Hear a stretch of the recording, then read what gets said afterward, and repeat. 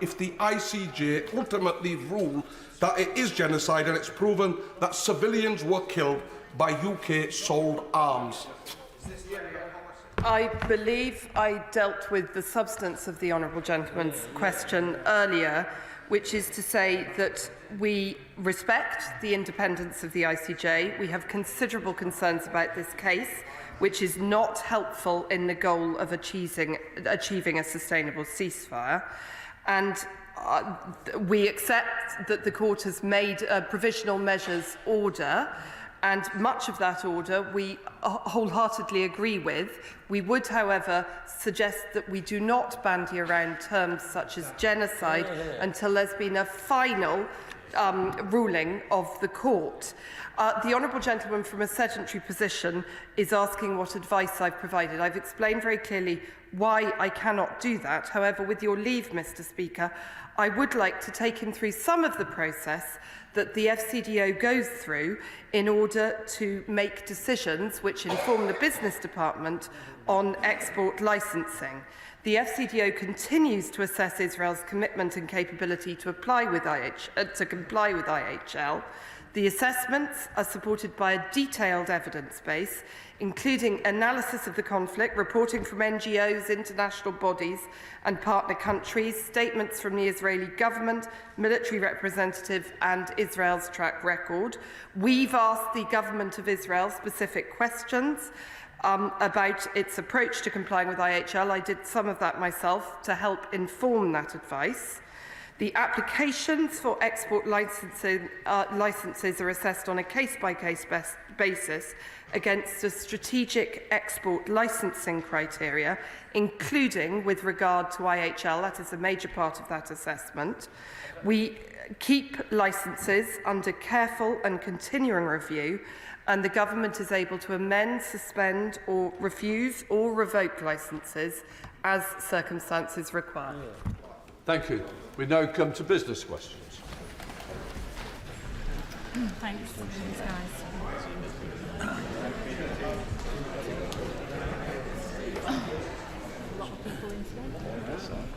We now come to business questions. I call the Shadow Leader of the House, Lucy Powell. Thank you, Mr Speaker. If the Leader would give us the forthcoming business. Thank you, Mr Speaker. The business for the week commencing the 18th of March will include, on Monday the 18th of March, proceedings on the Supply and Appropriation Anticipation and Adjustments Bill, followed by consideration of Lord's amendments to the Safety of Rwanda Asylum and Immigration Bill.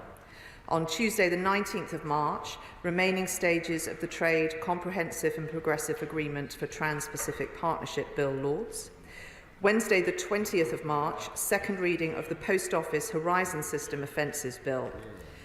Thursday the 21st of March, general debate on the reports of the Defence Committee and the Committee of Public Accounts on Armed Forces Readiness and Defence Equipment, followed by a general debate on the reports of the Environmental Audit Committee, Environment, Food and Rural Affairs Committee and Science, Innovation and Technology Committee on Food Security. The subjects for these debates were determined by the Backbench Business Committee on the recommendation of the Liaison Committee. Friday the 22nd of March, private members' bills. The provisional business for the week commencing the 25th of March includes Monday the 25th of March, remaining stages of the Investigatory Powers Amendment Bill, Lords. Tuesday the 26th of March, Committee of the Whole House and remaining stages of the Pedicabs London Bill, Lords, followed by a debate on a motion relating to the National Policy Statement for National Networks. The House will rise for the Easter recess at the conclusion of business on Tuesday the 26th of March and return on Monday the 15th of April. Lucy Powell. Thank you very much, Mr Speaker. Firstly, may I pay tribute to Tommy McAvoy, the former member for Rutherglen. Tommy was a legend of the Labour Whip's office, in fact the longest ever serving government whip. Highly respected and revered, and my thoughts are with his family and friends. Mr Speaker, despite the King's speech only being a few months ago, the government seems to be running scared of its own legislative programme. So where have all their flagship bills gone? The Renters Reform Bill is being held to ransom, we hear, on the brink of collapse because the government won't stand up to landlords on their own side and end no-fault evictions. Second reading and committee stage happened in November, but nothing since. This is a manifesto commitment, so when will we get report stage? If they don't end no-fault evictions, then we will. The Prime Minister's own personal pledge to much fanfare for a smoke-free generation also seems to have gone up in smoke. Where is this bill? We've offered them Labour votes. They should take them. The Victim and Prisoners Bill is languishing in the Lords. Is that because the government don't want my right honourable friend, the member for Hull North's amendment on infected blood to be enacted? It's pretty shameful if so. Can she promise government support for the amended bill, and when will we finally see details of the compensation scheme? The sentencing bill is also stuck in limbo. We've been waiting for weeks for its committee stage. Is this another victim of this worn-out government? Apparently the Justice Secretary and the Prime Minister are at loggerheads over how to proceed, whilst this week the government sneaked out further plans to release criminals early because they've lost control of prison places. Isn't this exactly what members should be scrutinising during the passage of this bill? So will she bring it back? Much needed and long heralded legislation to regulate English football is still nowhere to be seen. Just this week, the Premier League shelved a new financial settlement for the football pyramid, and the English Football League are responding today. Doesn't she agree that new powers to impose a fair deal for smaller clubs can't come soon enough? Fans in Bury, Macclesfield, Derby, Reading, Scunthorpe, and may I add Portsmouth, want their precious clubs saved. If the Conservatives want to make this an election issue in these places, then I say bring it on. Because let's be really clear, if they don't want to regulate football governance, then we will. And I notice she's not announced any further provision beyond Monday for ping-pong on the emergency Rwanda legislation. Is that because it's now been pushed back to after Easter? Some emergency. To be honest, Mr Speaker, I don't want to hear as parliamentary time allows when there is an abundance of it. Do we really need time on the floor of the House for so many SIs or committee stage of the pedicabs bill? They've got the time, but on these issues and more, they don't have the support of their own side. It's as if they don't have the numbers. With every week that passes, their majority gets smaller and smaller. This week, it was another defection. But the reasons for their dwindling numbers does not make for pretty reading, Mr Speaker. In no particular order. Tractor porn, drug abuse, a conviction for paedophilia, breaking parliamentary rules on paid lobbying, groping, misleading Parliament, flashing at staff, tantrums because they weren't given peerages, eating camel penis. It might sound ridiculous, but it's actually not funny. It all brings Parliament into disrepute and drags our politics through the gutter. And now this week we have had overt racism from the Conservative Party's biggest donor. I had to check myself yesterday, Mr Speaker, that the Prime Minister really said that he was pleased. He was pleased that this man, who said a black woman MP should be shot and that Indians should climb on the roof of trains, supported his party. Is she pleased? And will she use his resources in her marginal Portsmouth North constituency? Surely, if he's a racist, which he clearly is, he has no place in the Conservative Party and they should give him his money back. The truth is, Mr Speaker, they can't implement their own legislative programme. They've lost control. And as the Right Honourable Member for Broxbourne said last night, the Conservative Party is unleadable.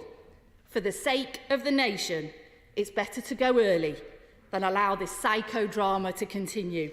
He's right, isn't he? Can I start, Mr Speaker, by wishing all who are marking Ramadan in the UK and around the world a blessed Ramadan, and join with the tribute that the Honourable Lady paid to Tony McAvey, who I'm sure many members will be paying tribute to him in the coming days and weeks. And can I thank also my Right Honourable friend, the member for Maidenhead, for her service and friendship over many years. This House may be losing her, but I know she has many more years of public service ahead of her. The Honourable Lady focuses firstly on the legislative programme. She will know that 26 bills have been introduced already in this session, and 4 have reached royal assent. She will know that last session we did 43 bills, and we broke many records in terms of private bills, for example, and the amount of legislation we were able to get through. She will know the passage of those bills that are going through both houses at the moment, and she will also know that we will shortly bring through the bill on football governance. It is a programme of work that we initiated. The review that was done with help from many clubs around the country has led to this. And of course, when we bring legislation to the House, it needs to have the confidence of the English Football League, and having attended many events with them myself, that is very clear, and I know that is understood. She refers to this side of the House as having no energy left for legislation, or not bringing things forward, or that we are a zombie parliament. I'm afraid it is the opposition that is the zombies in this chamber. Yep. The House rises early when the opposition is not opposing. The finance bill committee stage was done in 30 minutes, and in recent times the opposition have found it hard to even find speakers for their own debates. It is they who are displaying zombie tendencies. It is often tempting, Mr. Speaker, to refer to the leader of the opposition as the Night of the Living Dead. In stark contrast, I would commend the always energetic and vibrant stance that my honourable friend, the member for Broxbourne, takes. I think the point that he was making in that interview is that the plan is working. In all seriousness, to come to the very serious issue that the Honourable Lady raises about Mr. Hester's remarks, they were racist and abhorrent, and I fully understand threatening to the Right Honourable Member for Hackney North and Stoke Newington, who I understand has referred the matter to the police. My party is funded by fundraising and donations, notably raffles, donations from private individuals. There might be some, Mr. Speaker, that would come to this dispatch box today and attempt to argue that such a refund isn't practically possible or warranted, but I'm not going to attempt to do that. The point the Honourable Lady has made is not concerned with the practicalities of doing so, or the consequences to CCHQ's payroll, or the ability of my party to fight a general election. No, it is a point of principle, and I respect that. She could not have been clearer in what she has said today. She has stated that it is wrong to take funds from people who say horrible things, no matter when they were said. And when there is an issue, funds should be returned. She has been clear about that today, and she has said that that is the right thing to do. If, for example, someone has said of Hamas that one man's terrorist is another man's freedom fighter, as Dale Vince has said, or that I and my colleagues should be taken out and shot, as the RMT union boss Steve Headley has said, the Honourable Lady would presumably think it wrong to hang on to funds donated to Labour by an organisation branded, and I quote, as institutionally sexist. I think that under Tom Roche's time as GMB Secretary-General, running, and I quote, a casting couch culture menacing young women in the union, the Labour Party took 12 million quid from him.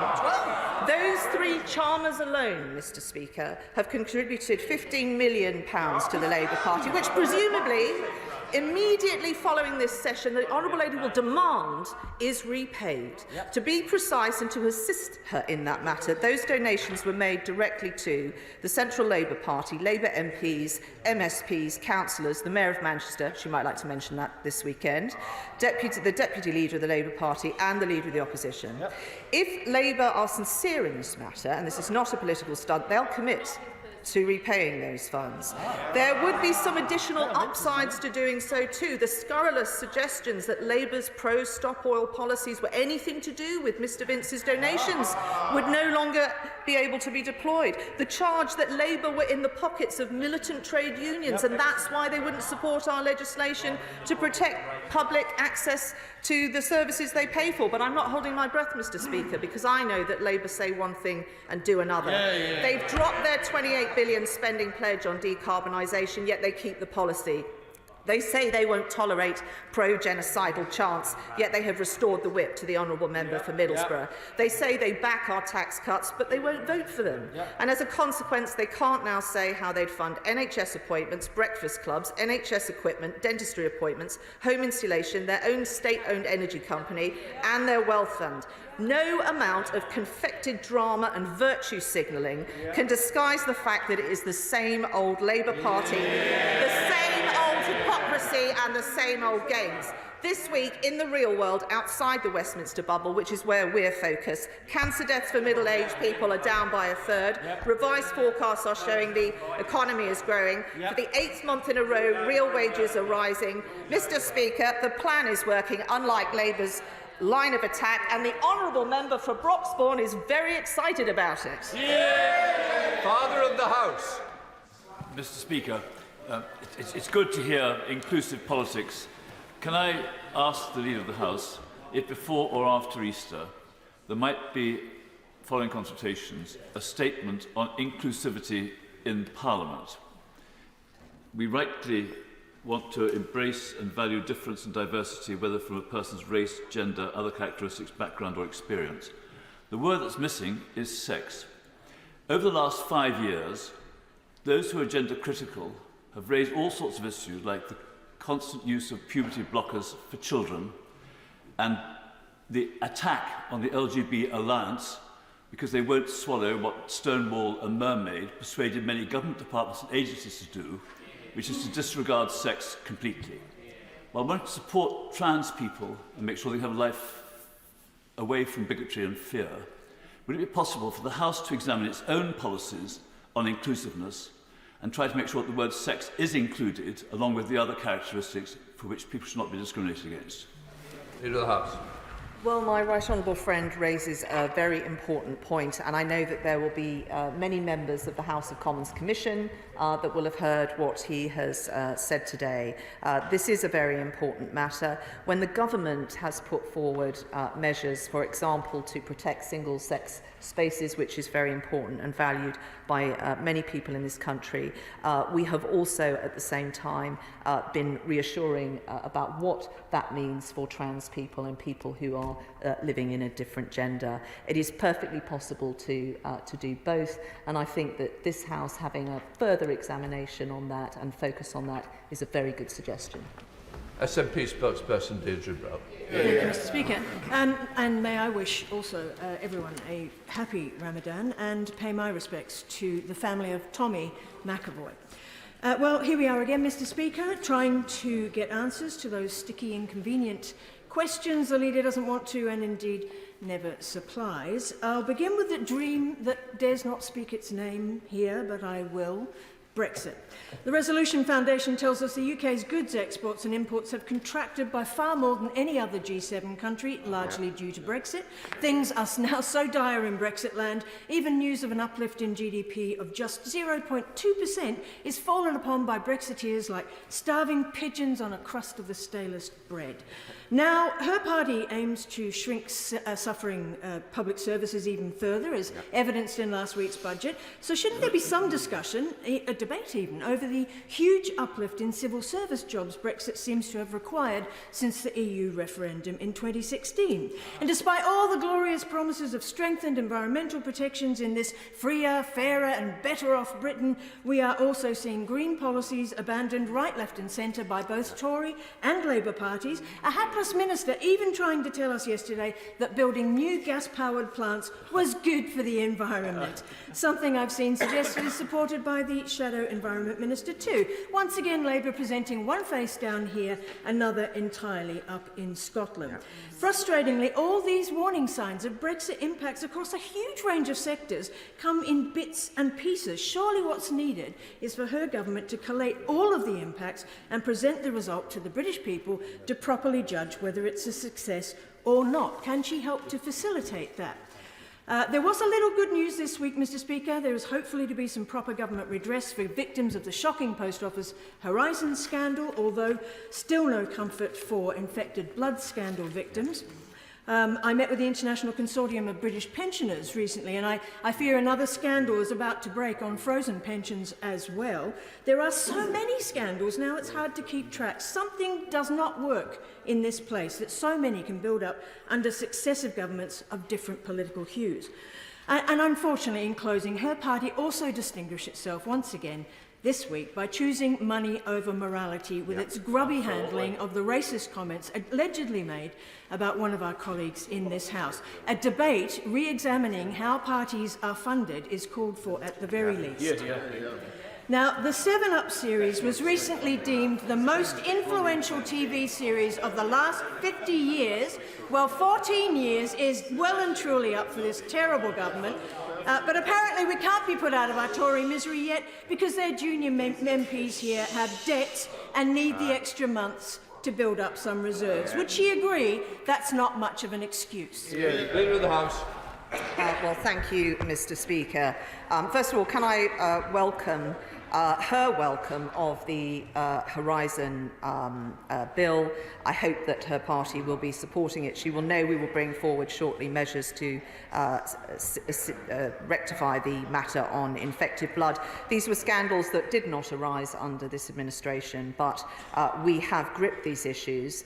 The infected blood issue had been left for decades. We have investigated, we have set up inquiries, we are compensating the victims, and I hope that the House will support us in doing so on both matters. The Honourable Lady insinuates I dodge questions. I do not dodge questions. 6 weeks ago, the Honourable Lady said she would write to me with a list of all the questions I had not answered. She has not yet done so. But again, Mr Speaker,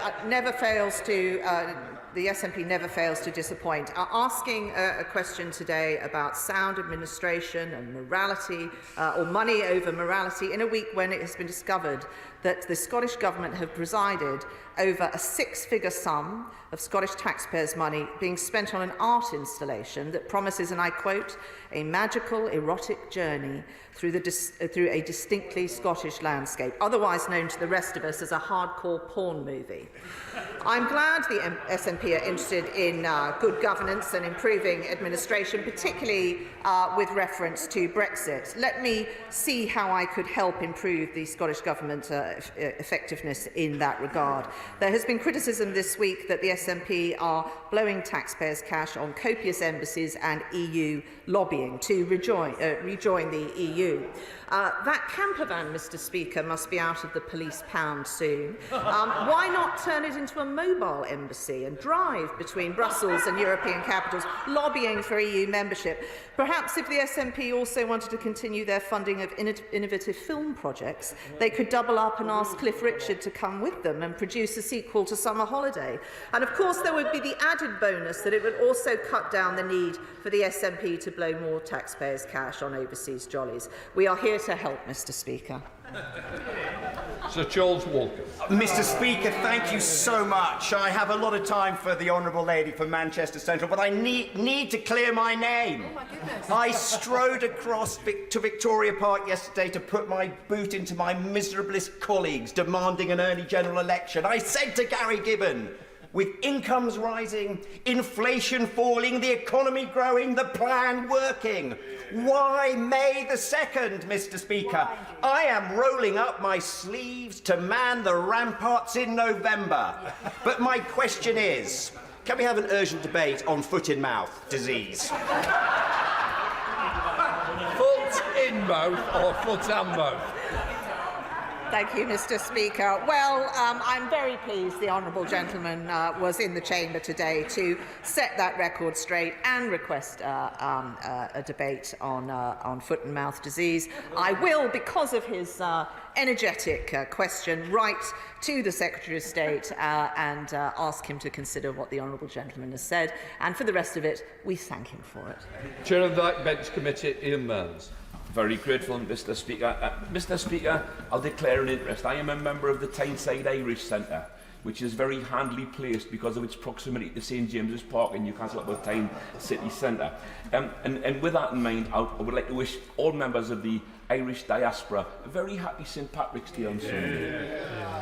Mr. Speaker, we're still open for business for applications for Westminster Hall debates, but we're a little disappointed that we haven't been allocated a little bit more time before the Easter recess for some chamber time. But please, for after the Easter recess, we would welcome applications for Westminster Hall debates on Tuesday mornings and Thursday afternoon.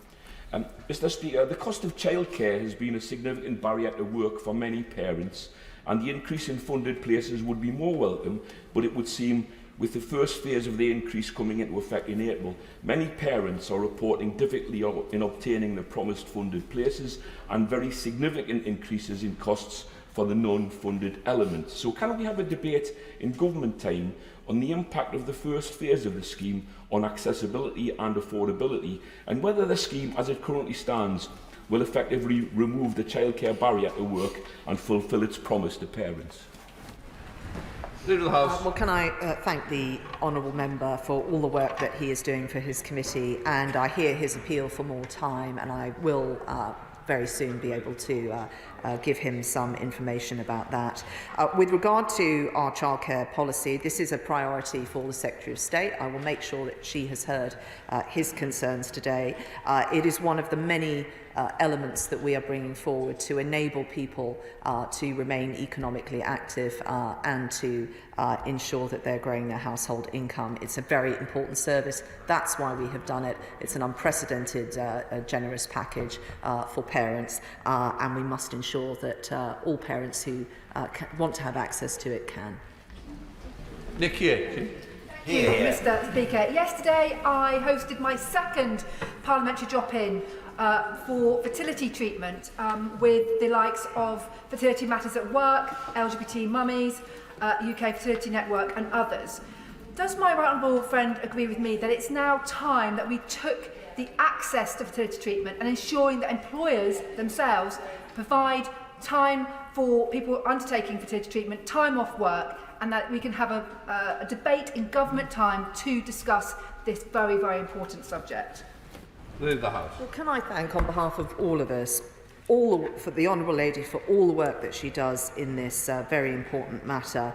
It is primarily an issue for the Department of Health and Social Care, but also some of the issues she raises will fall into the Department for Work and Pensions. So I shall make sure that both Secretaries of State have heard what she has said today. This is increasingly a concern and a very important matter to many couples, and we must ensure we are doing all we can to support them.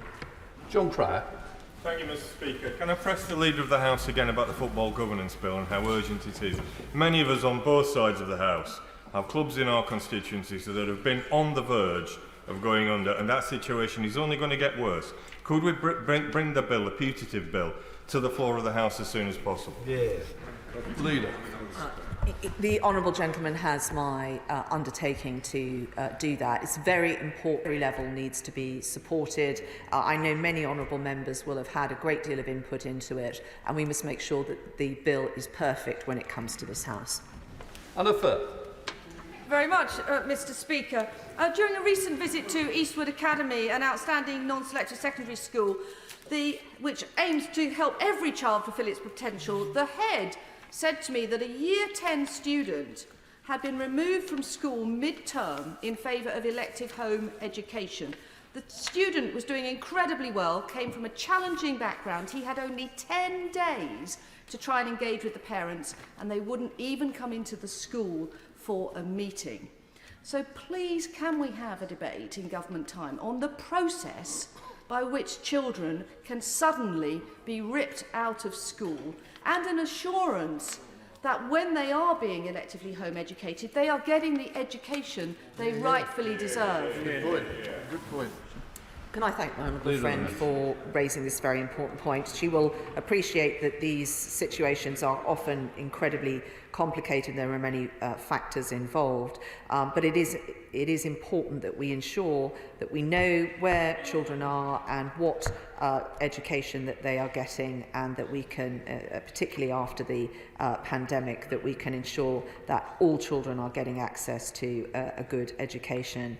My honourable friend, the member for Meon Valley, introduced the Children Not in School Registered Support and Orders Bill on the 11th of December, and it has its second reading scheduled on Friday. And I hope we can ensure that this bill makes progress in this session. It is very important, and of course would not impede in any way on people that do want to home educate their children, and do, as many do, in a very good way indeed. Richard Ford. Thank you, Mr. Speaker. We had a debate in Westminster Hall on the 12th of December on arms export licences for sales to Israel. On the same day, the 12th of December, the Foreign Secretary decided he was satisfied that there was good evidence to support a judgment that Israel is committed to comply with international humanitarian law. It is Liberal Democrat policy to have a presumption of denial for arms sales to countries on the most recent FCDO list of territories designated human rights priority countries.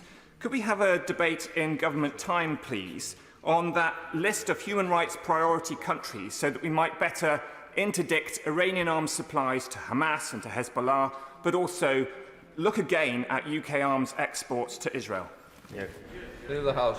Well, I will certainly make sure that the Department for Business and Trade, which is the department that has oversight on this matter, is aware of what the honourable gentleman has said today. Of course, this House scrutinises the policies and the procedures that surround arms export controls. We're very transparent. We have one of the most rigorous regimes in the world in that respect, and I am sure that we would welcome further scrutiny of it, because I think it is a sound policy. Manchester. Mr. Speaker, last week we saw a budget that delivered lower taxes and high economic growth, and it covered areas such as freezing fuel duty and supporting childcare through changes in child benefit, which areas like Gillingham and Reading will benefit. However, there is a question I'd like to ask the Leader of the House to ask the Secretary of State for levelling up to make, and that is with regards to how those 20 town centres were chosen for levelling up and investment and regeneration. 20, because that statement needs to ask how that criteria was applied, because Gillingham, in my constituency, has not had any previous funding despite representations to the Secretary of State, and my constituents, like any other constituents, want to know how that criteria is applied and that decisions are made on a fair, transparent, open basis. Well, can I thank firstly my honourable friend for being a champion for his constituents and in particular trying to get them levelling up funding. He will know that the processes that assess where funding is directed are independent from ministers, they are transparent in the criteria and they're grading for that. And he will also know that where people have not been successful, that department has quite often worked with local authorities and members of this House to improve the bids that they are putting forward. So I'd encourage him to go and talk to the Secretary of State, and I will make sure that he knows that the honourable gentleman has raised this today. Jim McMahon. Thank you, Mr. Speaker. Oldham is a wonderful place, but it is not without challenges, and I should say the local community is very concerned at the number of young people that are being drawn into gang activity and also who are at risk of child criminal exploitation. Figures over the last 2 years show that 312 young people have been identified as being at risk of exploitation. We've now got 5 Section 60 stop and searches in place over last year as well, because of the number of knife incidents that are taking place. Can I ask the Leader of the House, in government time, can we have a debate on what's being done in those urban areas where criminal exploitation, I'm afraid, is not being checked? Leader of the House. Well, can I thank the honourable gentleman for raising this important matter and also encourage him, as I'm sure he has, to raise it with his local police crime commissioner. I will make sure the Home Secretary has heard what he has said today, but I would encourage him to address this with his local constabulary and the police crime commissioner. Jonathan Gillis. Thank you, Mr. Speaker. Education is the bedrock to levelling up in Stoke-on-Trent, North Kidsgrove and Tork, which is why since 2010 I've been delighted that now 92% of schools are rated good or outstanding, with Mill Hill Primary Academy in Littlechell and Stanfield Ward and Newford Academy in Smallthorne both recently having received the outstanding status. Hear, hear. But sadly, Mr. Speaker, Labour's abysmal and dismal record looms large and haunts Stoke-on-Trent thanks to their languishing 88 schools and a disastrous PFI debt deal, which has meant that recent hikes to the charges facing those schools could put staff's livelihoods at risk, as well as undermine the very fabric of what we're trying to do, which is turn the great education of our city around after Labour's abysmal failure. So will the Leader of the House assist me in securing an adjournment debate or a Westminster Hall debate so I can raise these matters directly with the relevant department in order to ensure that these 88 schools can and will be protected? Leader of the House. Well, first, can I congratulate my honourable friend and the teachers and parents and everyone who has worked in his constituency to improve education standards. That is very good news indeed. But I know, as a founder member of the No to PFI campaign, the legacy issues that many public organisations are dealing with, and I know that he has been a doughty campaigner on trying to get these matters resolved and ensuring that the commercial negotiations that need to take place to protect those public services and those working in them are properly underway. Given that Education Questions is not until the end of April, I will make sure that the Secretary of State has heard what he has said today, and also the Treasury, which has done much under our administration to try and rectify the damage these contracts has done. I will make sure that they have heard what he has said, and he will know how to apply for a debate. Dame Diana Johnson. Mr. Speaker, with the Horizon scandal, sub-postmasters are rightly being put at the centre of the government's response to that scandal. Last week, the leader told me that the Paymaster General was going to have a tour around the United Kingdom to meet all those infected and affected, or the groups of the infected and affected in the contaminated blood scandal. I've had a letter from the Paymaster General, which doesn't give me any more information. And also, all the groups are telling me that they've had no contact with the Paymaster General's office to organise that tour. It's 9 weeks until Sir Brian produces his final report on the infected blood inquiry. Is it possible to have a statement from the Paymaster General so we can all understand exactly what is happening and what this tour is going to do? Because a lot of people are concerned that it may be a delaying tactic, and what we all want to do is to get compensation to these people who've been infected and affected. Well, can I thank the Honourable Lady for raising this again?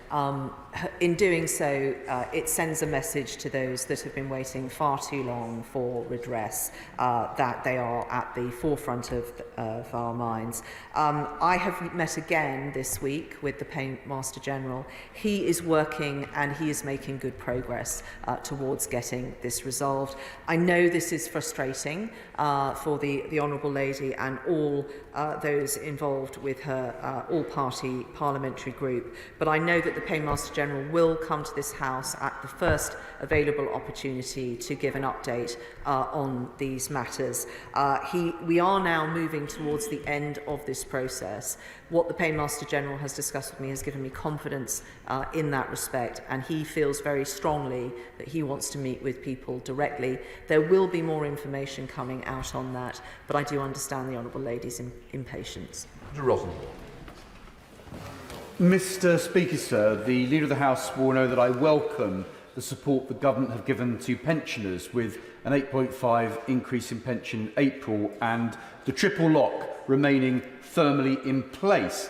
However, the tax threshold will consume much of the support that pensioners have been given, and the national insurance reduction has done nothing for pensioners. So, can I ask the Leader of the House to arrange an urgent debate on improving the quality of life for pensioners in the United Kingdom who have worked hard all their lives, contributed to our nation's success and deserve a high-quality retirement?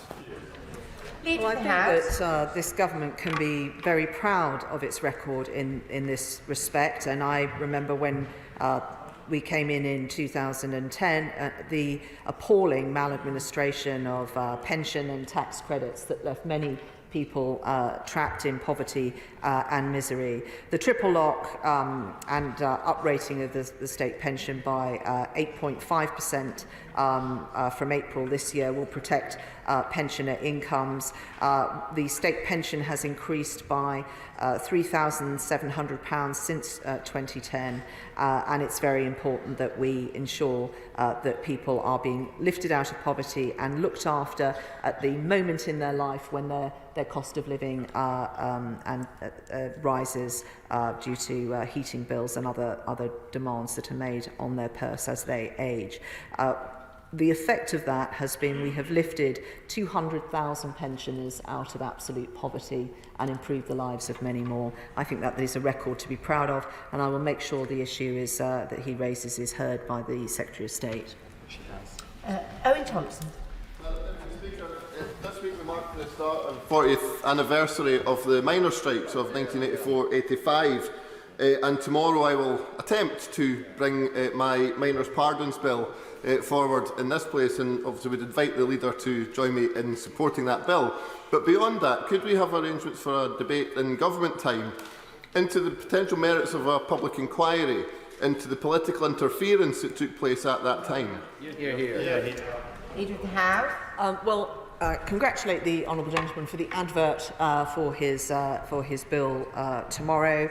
I wish him well with it, and with regard to the further issue he raises, that would be a matter for the Cabinet Office. I understand why he makes the point, but I suspect it is not going to be on the list of the Cabinet Office priorities for a public inquiry. Rhys Villiers. Can we have a debate on the shocking decision by Labour's Barnet Council to approve overdevelopment in Victoria Quarter in New Barnet and concreting over green fields in Whalebones in High Barnet? This is a disgraceful decision, and it just demonstrates the ominous situation in the terrible event Labour were to win power at the general election, because their leader wants to bulldoze over the green belt as well. Leader of the House. Well, I thank my right honourable friend for yet again raising concerns that she has over particular developments in her area. She will know that we have worked hard to strike the right balance with ensuring that we are building to enable people to be able to have cost-effective housing and to achieve their ambitions of home ownership.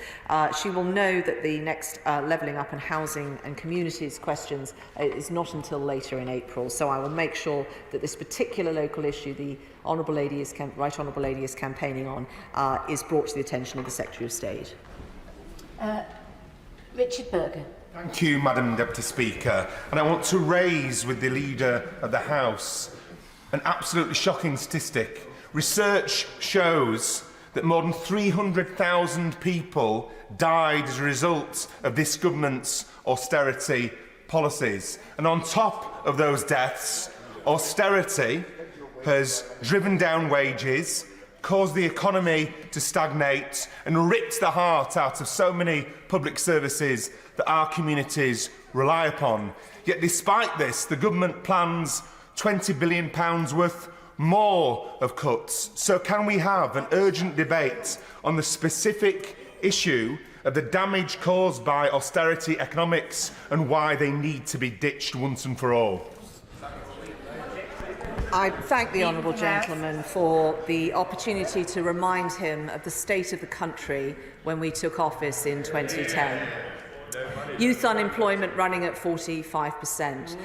400,000 more children than there are today in absolute poverty. 200,000 more pensioners than there are today in absolute poverty. In my constituency, my hospital was in the top 5 for those with MRSA infections. We had crumbling school buildings. The Labour Party's Building Schools for the Future programme hadn't actually done any work, and secondary schools were excluded from it. I could go on.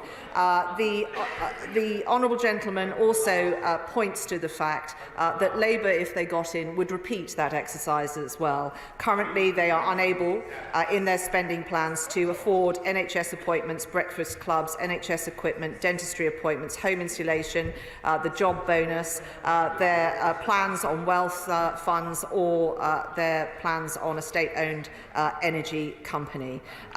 We have brought back sound money. It is the Labour Party that doesn't understand that. And so if he really wants to complain about what we had to do to get this country back on track, he should look to his own party and their behaviour pre-2010. Jason McCartney. Thank you, Madam Deputy Speaker.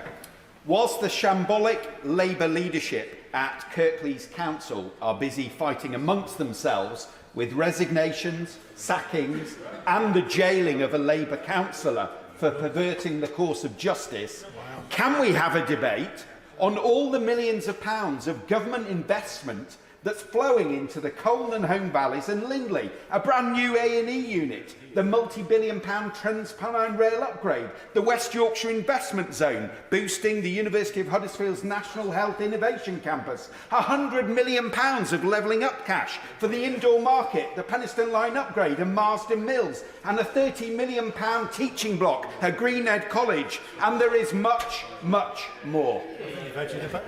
Leader of the House.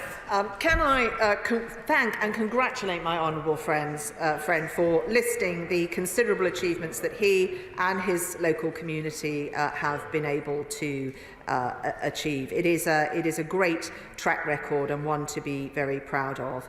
And I would say that it sits in stark contrast to what has become a distinctive feature of Labour-run councils. In Birmingham, bankruptcy; in Liverpool, police investigations on corruption; and Sandwell, saved from complete failure by government intervention; and Labour's vote-rigging legacy in Tower Hamlets is still causing havoc for residents.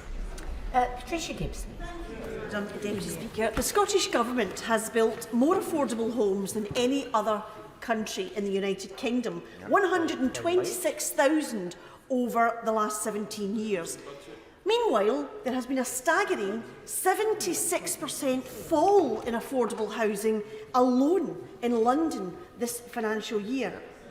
Will the Leader of the House make a statement setting out her response to comments from housing charity Crisis, which said that the UK Government's 3-year freeze on local housing allowance is one of the biggest drivers of homelessness? Leader of the House. The honourable lady asks, I will deliver. I'll make a statement now. The Mayor of London's record on home building, crime and on supporting small businesses and charities is a shambles, and he should be voted out of office. Andrew Selous. We build thousands of new homes to make sure that people are decently and affordably housed, as we're doing in my constituency. We also put thousands of extra motorists onto the existing road network. The A505 between Leighton Buzzard and Dunstable has seen 4 fatalities in 6 years and 50 accidents, and Bedford Road and Houghton Regis is not safe. So what can we do to make sure we recognise the impact on the existing road network when we build thousands of these new homes?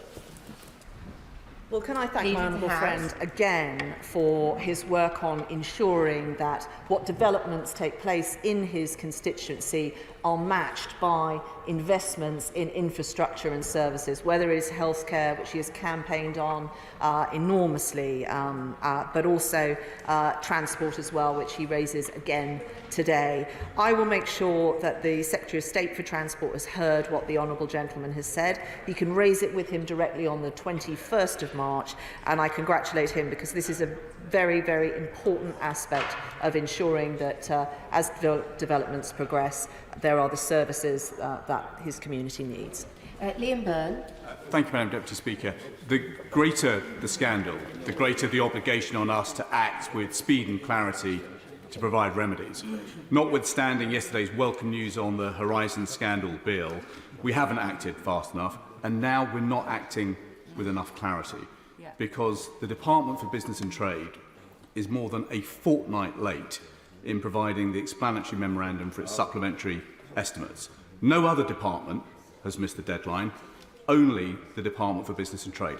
Now, we cannot see where the budget might lie for remedies and redress for the GLO litigants whose heroic tenacity actually allowed us to overturn the convictions that the bill proposes. So, can the leader join me in urging the department to provide that explanatory memorandum quickly? And if not, can we have a debate in government time to get to the bottom on what on earth is going on? Well, I thank the honourable gentleman for the right honourable gentleman for raising this matter. I will certainly make sure that the department has heard what he has said and that this House is presented with papers in good time to be able to scrutinise that legislation.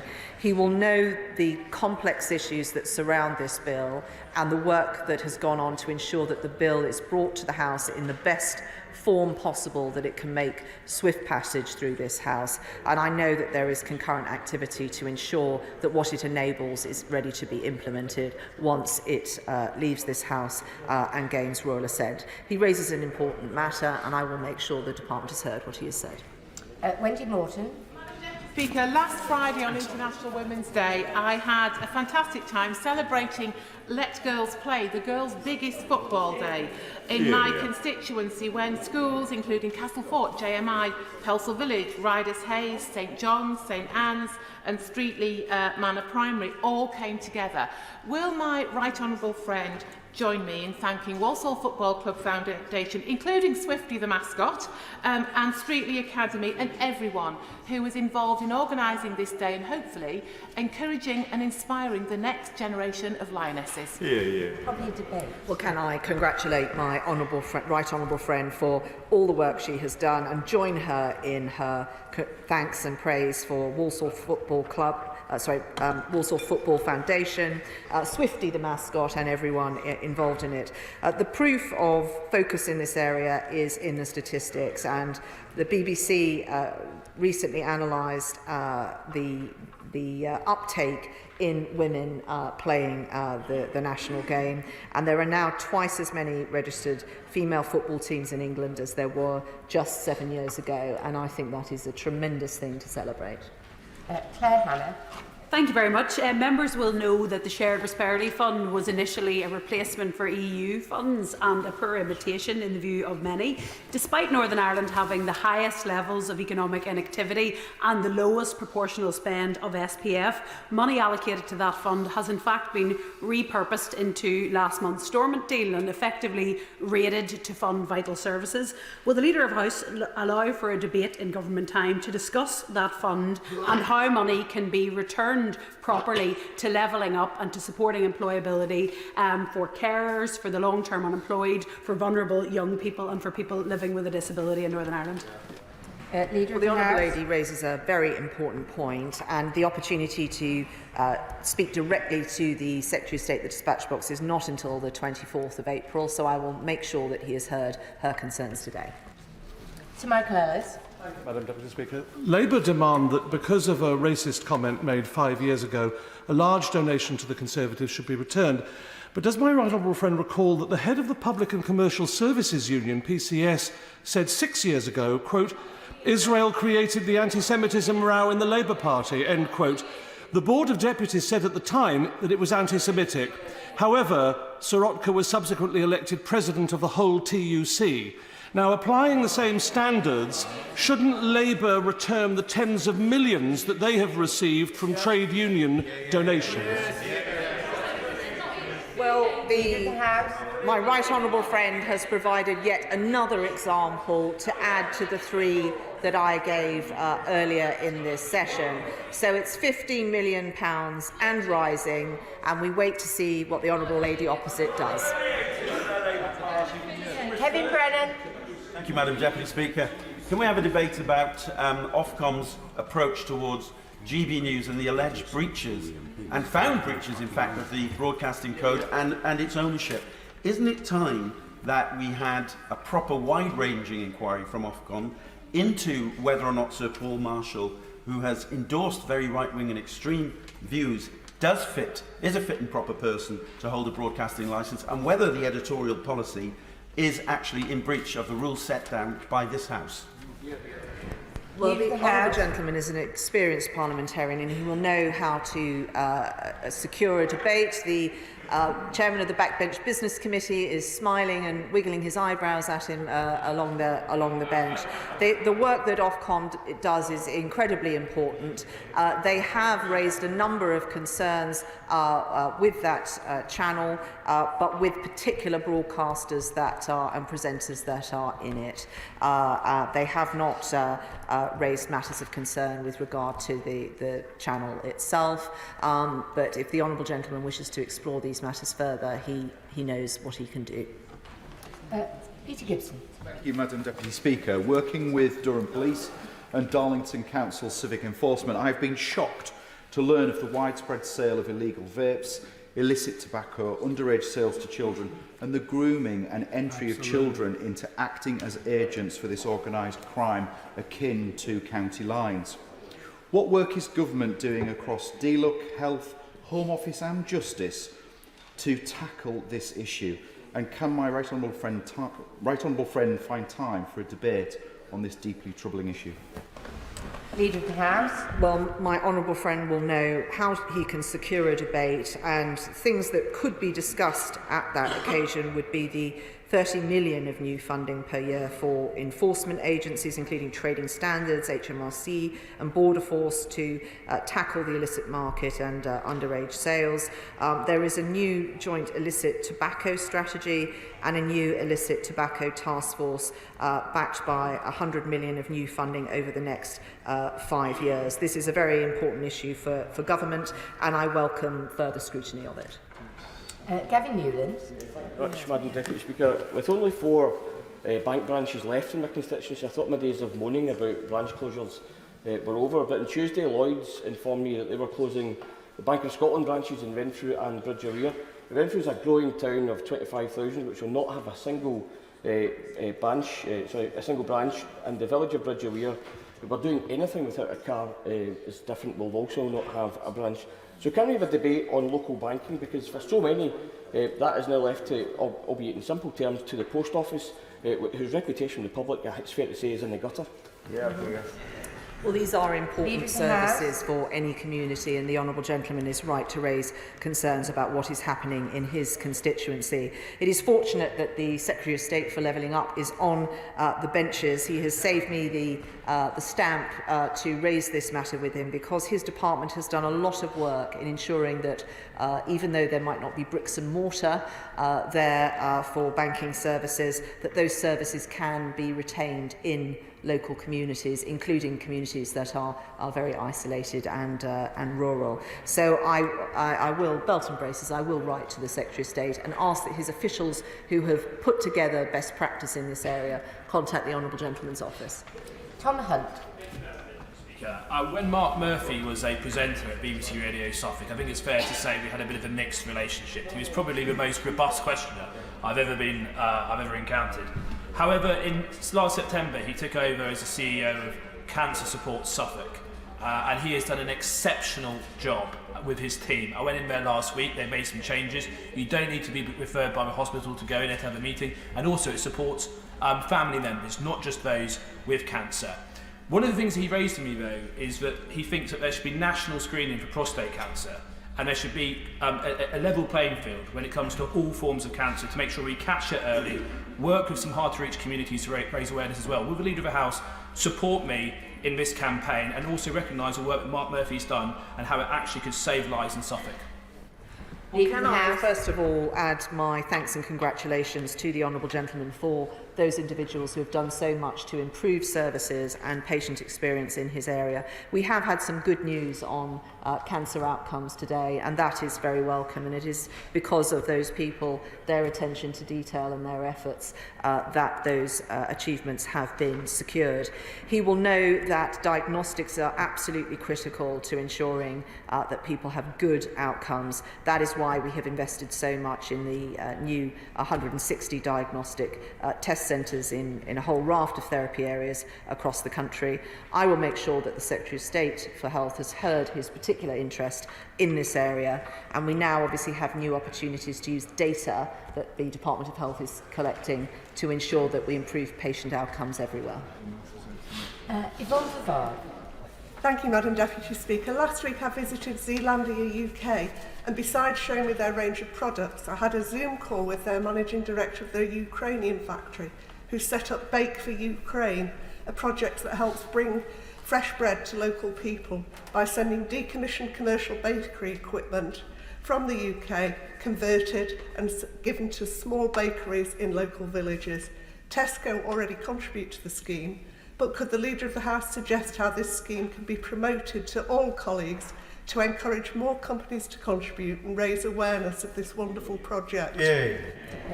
Well, in addition to asking a question, the Honourable Lady has provided her own answer by sharing with us this very impressive scheme, which shows the power of business as a force for good in the world.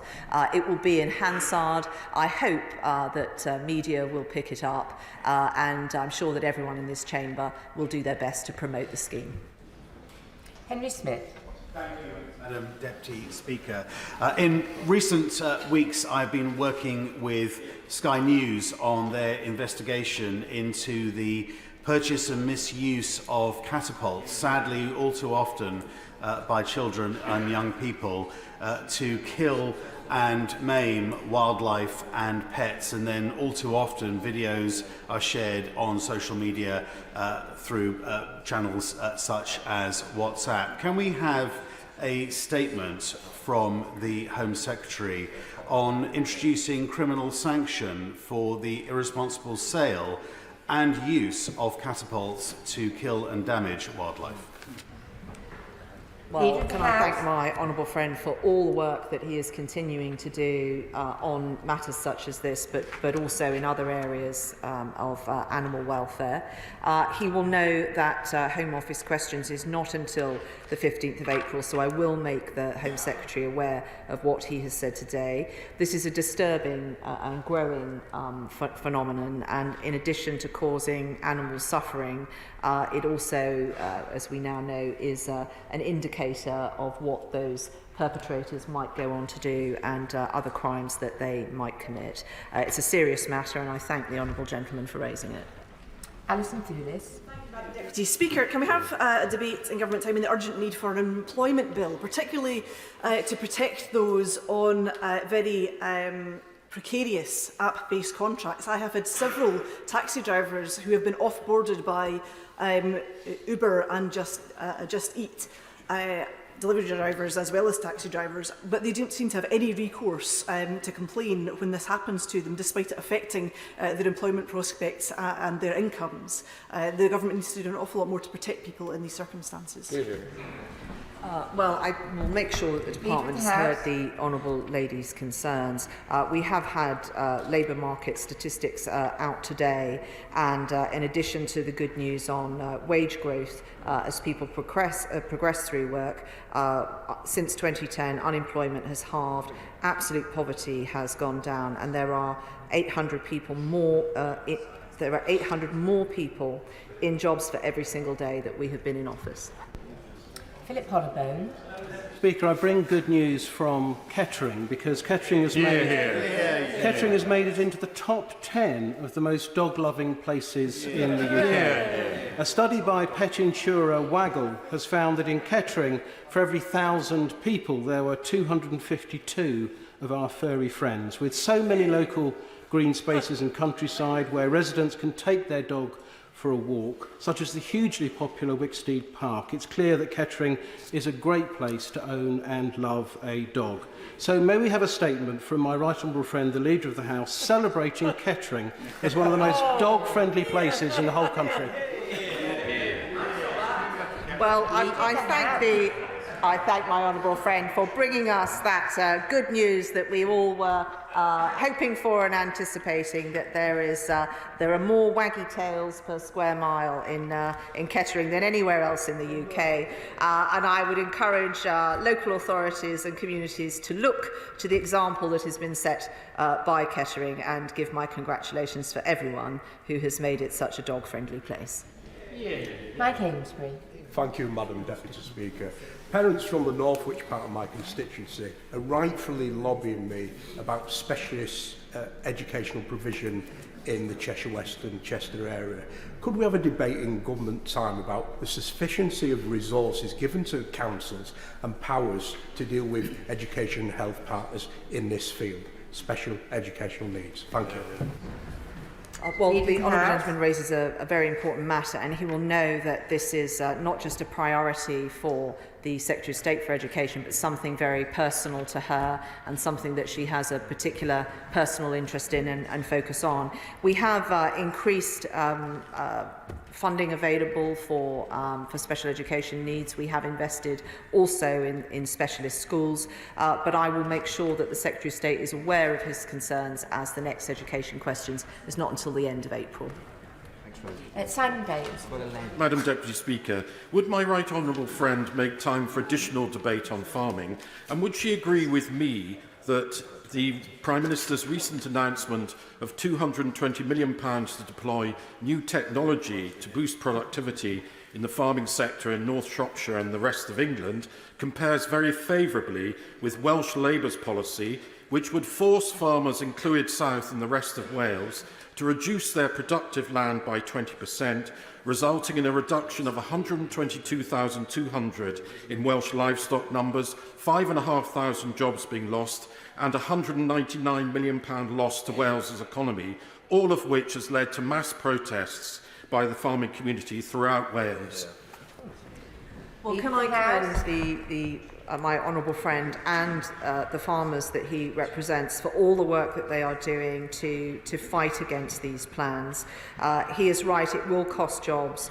It is an appalling use of good agricultural land, and that's why just 3% of the farming community trust the Welsh government, and 87% of farmers believe that that misguided farming policy would not benefit their work or their business, or very importantly, deliver a positive outcome with regard to the environment. I think Labour in Wales need to start listening to farmers.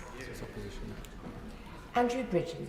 Thank you, Madam Deputy Speaker. Despite consistently delivering some of the highest economic growth in the country, North West Leicestershire remains currently without access to the rail network, leaving my constituents completely reliant on their own vehicles, taxis or the local bus services. Will the Leader of the House join me in commending the 1,000 North West Leicestershire residents who signed a petition for the reinstatement of the original routes for the number 16, number 29 and number 29A bus services administered by Arriva East Midlands? Madam Deputy Speaker, these bus services are essential for my constituents, so can we have a Minister to give a statement as to why bus services continue to be curtailed when North West Leicestershire is making such an ongoing massive contribution to the UK economy? Well, I thank all of his constituents and the businesses in his constituency for what they are doing to grow our economy and to strengthen their own community. The next questions to the Secretary of State will be on the 21st of March, and I would encourage the honourable gentleman to raise it directly with the Secretary of State. Holly Mumby-Croft. Madam Deputy Speaker, I recently visited our local Sea Cadets in Scunthorpe to see their new and improved facilities, which have been backed by government funding. It is always possible to recognise a serving or former cadet by their manners, their common sense and their can-do approach. And I was incredibly proud to meet 3 former Scunthorpe cadets who've gone on to serve our country as Royal Marine Commandos. Will she join me in commending our fantastic cadet leaders and our local young cadets who we're incredibly proud of? And would she support a debate on how we can continue to support cadets in the very genuine and positive contribution they make to our society? Well, as the honourable lady was asking her question, there were audible noises of support from around the chamber. I think we all appreciate the work that the Sea Cadets do, as well as being a fantastic escalator of talent and giving young people opportunities and confidence. They also do a huge amount for their local communities, and we would all join with the sentiments that the Honourable Lady has given us today. We have done a huge amount to expand access to cadets and not just Sea Cadets but other cadets as well, in supporting schools to set up their own branches, but there is always more to do, and her question today has reminded us of the benefits of that. Stephen Bonnar. All of us across the House appreciate the vital role played by local individuals and volunteer groups within our constituencies. One such group in my constituency is Friends Together, based in Coltbridge, which has been running for 7 years now and makes a real difference to the lives of 150 local people with additional support needs. I wonder if the Leader of the House will join me in welcoming the most thrilling news that these individuals are to be recognised by the Sovereign Military Hospitaller Order of St John of Jerusalem, of Rhodes and of Malta. Liam Hackett will receive the Cross of Merit, Ina Hamill the Silver Medal, while Elaine McDermott, Patrick Allen, Yvonne Crowley and Elizabeth Locke will receive a bronze medal. This is truly outstanding, a recognition, and it is richly deserved. So I wonder if we could have a debate in government time about the importance of community volunteers right across the United Kingdom and the valuable work that they commit to us. Well, it's a shame, Madam Deputy Speaker, that applause is not allowed in the House and would be out of order, because I think we would all want to give those individuals a round of applause. I would say from all of us, congratulations to all in Friends Together, and thank you for your service. And I hope that the Honourable Gentleman will be getting a copy of Hansard today for everyone that he has named. We appreciate all of them. Bob Blackman. Deputy Speaker, I'm sure my right honourable friend will join me in congratulating Conservative-run Harrow Council for exceeding the number of apprentices they've recruited this year. More than 50 young people have been given the opportunity to work across different departments, including 8 in our schools, and obviously this gives them the opportunity of building a career which they can do in public service. So will my right honourable friend find time in government time to have a debate on apprentices in public services, so we can congratulate those public services that are recruiting apprentices and shame those that don't?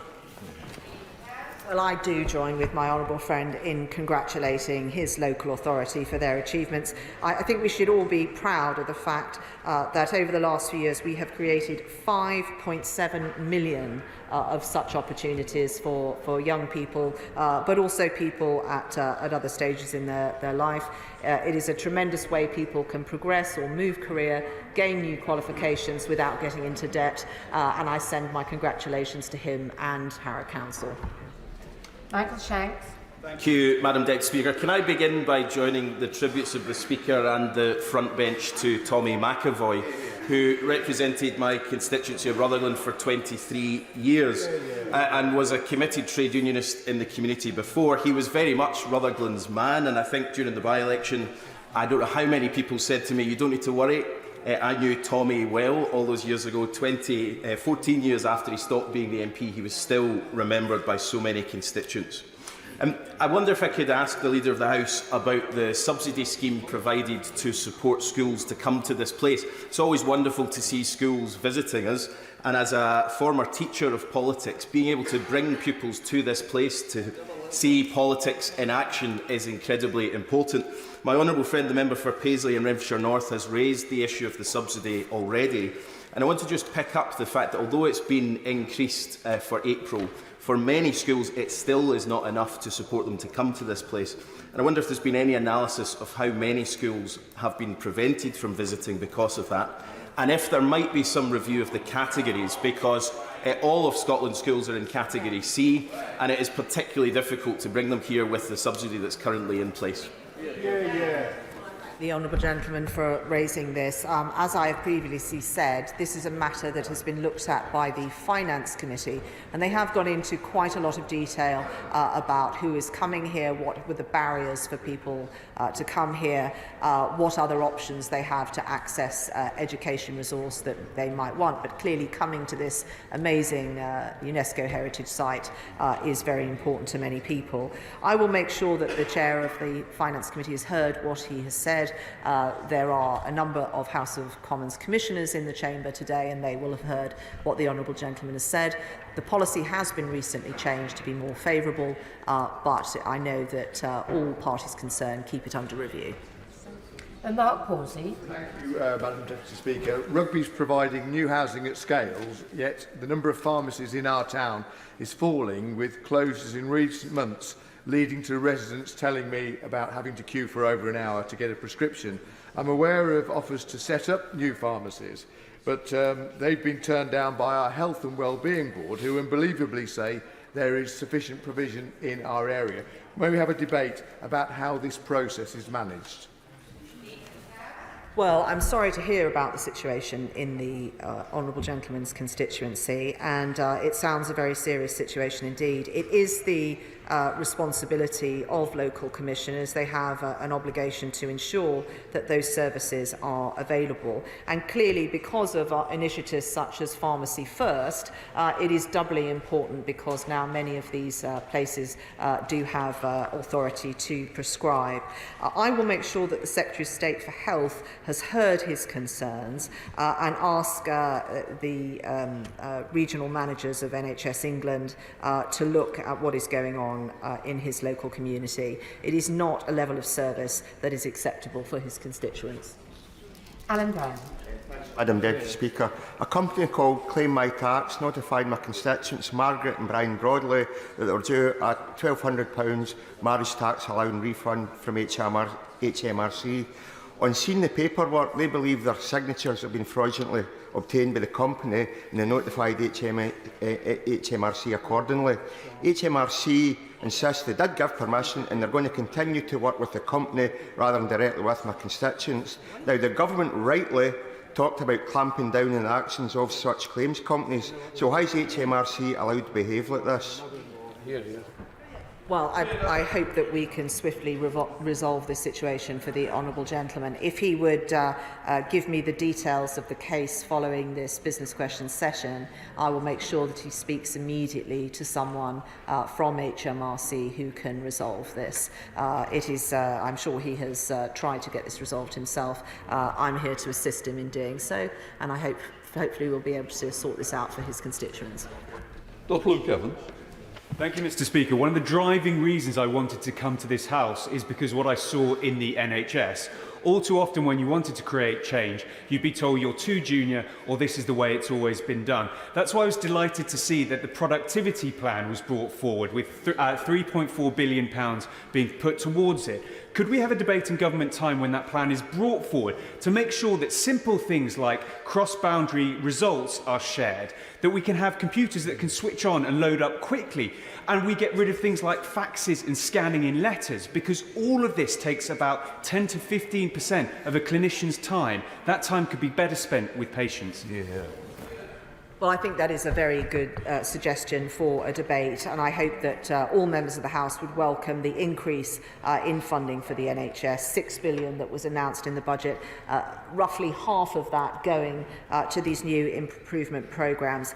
And in addition to assisting members of staff and clinicians working in the NHS, it also, we know, improves patient outcomes. Just to give you one statistic, when a nurse asks a doctor to attend a patient, in a large percentage of cases that is not done, yet if it is tracked by a handheld device and we can ensure that that visit happens or that cannula is changed, it increases those patient outcomes. It is vital, and it is the kind of thing that we need to be doing more of in our NHS so that the patients that are served by it get the treatment and care they deserve.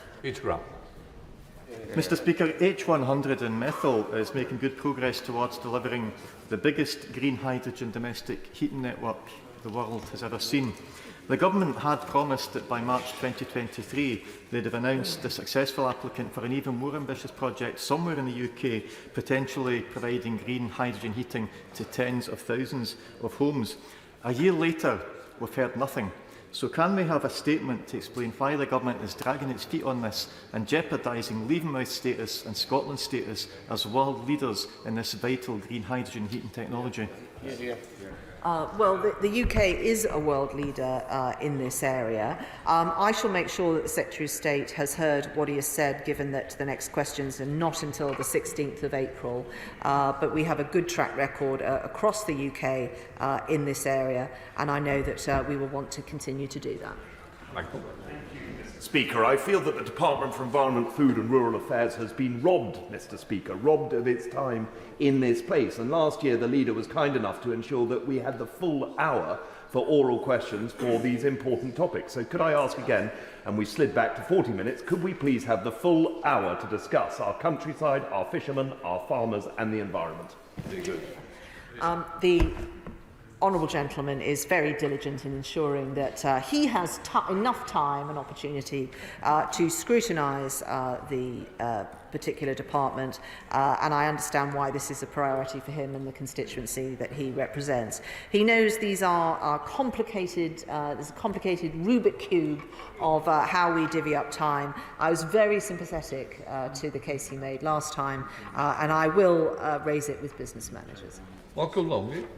Thank you, Mr. Speaker. Dudley hospital workers contracted by Mighty have been striking for not receiving a lump sum COVID payment, which some directly employed NHS staff receive for doing the same job. Mighty wants the taxpayer to cover these payments, despite being directly responsible for their employees. Will the Leader of the House join me in thanking Mighty workers for their work during the pandemic and encourage the Department of Health and Social Care to work with me to resolve this issue? Yeah. Well, I do join with what the honourable gentleman says in thanking them for all the work they did during the pandemic. And it is very important that we ensure that we're valuing all of our health and social care staff, no matter how they are employed and which sector that they sit in. The Department for Health and Social Care has decided to provide additional funding on this occasion to help deliver one-off payments eligible to staff and organisations employed by non-NHS businesses, and those organisations are able to apply for funding. We felt we ought to be doing our bit in respect of that. I know there are discussions ongoing about that, but I will ensure that the Secretary of State for Health and Social Care is aware of this particular situation to see what are the outstanding issues and ensure that people are taken care of and parity is there. Final question, James. Mr. Speaker, thank you. The Leader may have seen the news this week that Reading Football Club intends to sell its state-of-the-art Bearwood training ground as a precursor to what I hope will not be administration. Football fans across Berkshire and beyond are in despair at the state of some of the clubs in our beautiful game. I know the issue of football governance bill has already been raised this morning, and it can't come soon enough, but could the Leader please use all of the levers at her disposal to ensure that when the bill does come, it has sufficient teeth and powers in there to ensure that owners who are not fit and proper cannot take control of these clubs, and also that those who do slip through the net are properly held to account? Well, my honourable friend is absolutely right to make that point. He is preaching to the choir, as I am a Portsmouth supporter, and I think that we must ensure that if we are going to do this, it is effective. I think it is unprecedented the amount of input a piece of legislation has had from so many people across the country who are fans of the game. The game would be nothing without its fans, and these clubs are treasured community assets. We need to take care of everyone in the football pyramid, and we will ensure when this bill comes to the House, it does exactly that. That completes business questions. I'll let the front bench change over.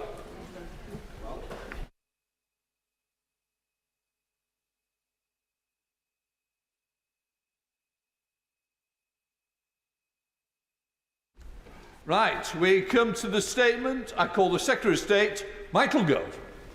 Thank you very much, Mr. Speaker. And with your permission, I'd like to make a statement about the next steps that we are taking in the government strategy to counter extremism and to build greater national resilience and social cohesion. The United Kingdom is a success story, a multinational, multi-ethnic, multi-faith democracy, stronger because of our diversity.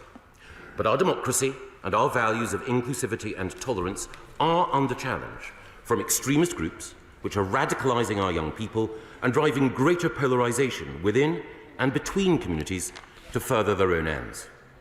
In order to protect our democratic values and enhance social cohesion, it is important both to reinforce what we all have in common and to be clear and precise in identifying the dangers posed by extremism. As our new definition makes clear, extremism can lead to the radicalisation of individuals, deny people their full rights and opportunities, suppress freedom of expression, incite hatred, weaken social cohesion, and ultimately, it can lead to acts of terrorism. Most extremist materials and activities are not illegal and do not meet a terrorism or national security threshold. For example, Islamist and neo-Nazi groups in Britain are operating lawfully, but they advocate and work towards the replacement of democracy with an Islamist or Nazi society. The Department for Levelling Up Housing in Communities has been working with local authorities, civil society and faith groups, especially in those areas where social cohesion is most under strain, to de-escalate tensions and to explore the most constructive support that we can offer. From our engagement, we hear widespread unease over the safety and security of community organisations, political candidates and elected officials.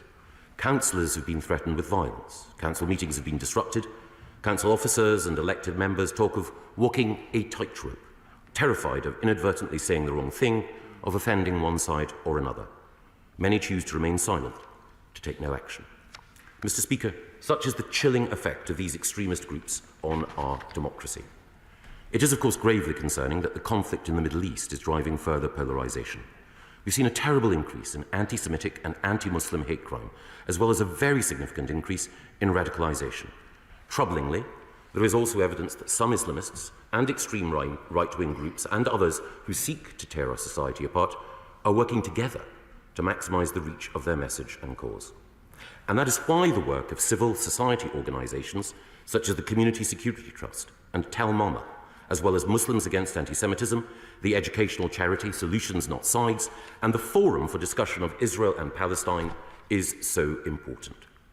We've provided additional funding for the CST and Tel Mama to counter anti-Semitism and anti-Muslim hatred, and we will do more. We will shortly establish a new fund to provide additional, direct and tangible support for grassroots organisations building bridges and fighting division.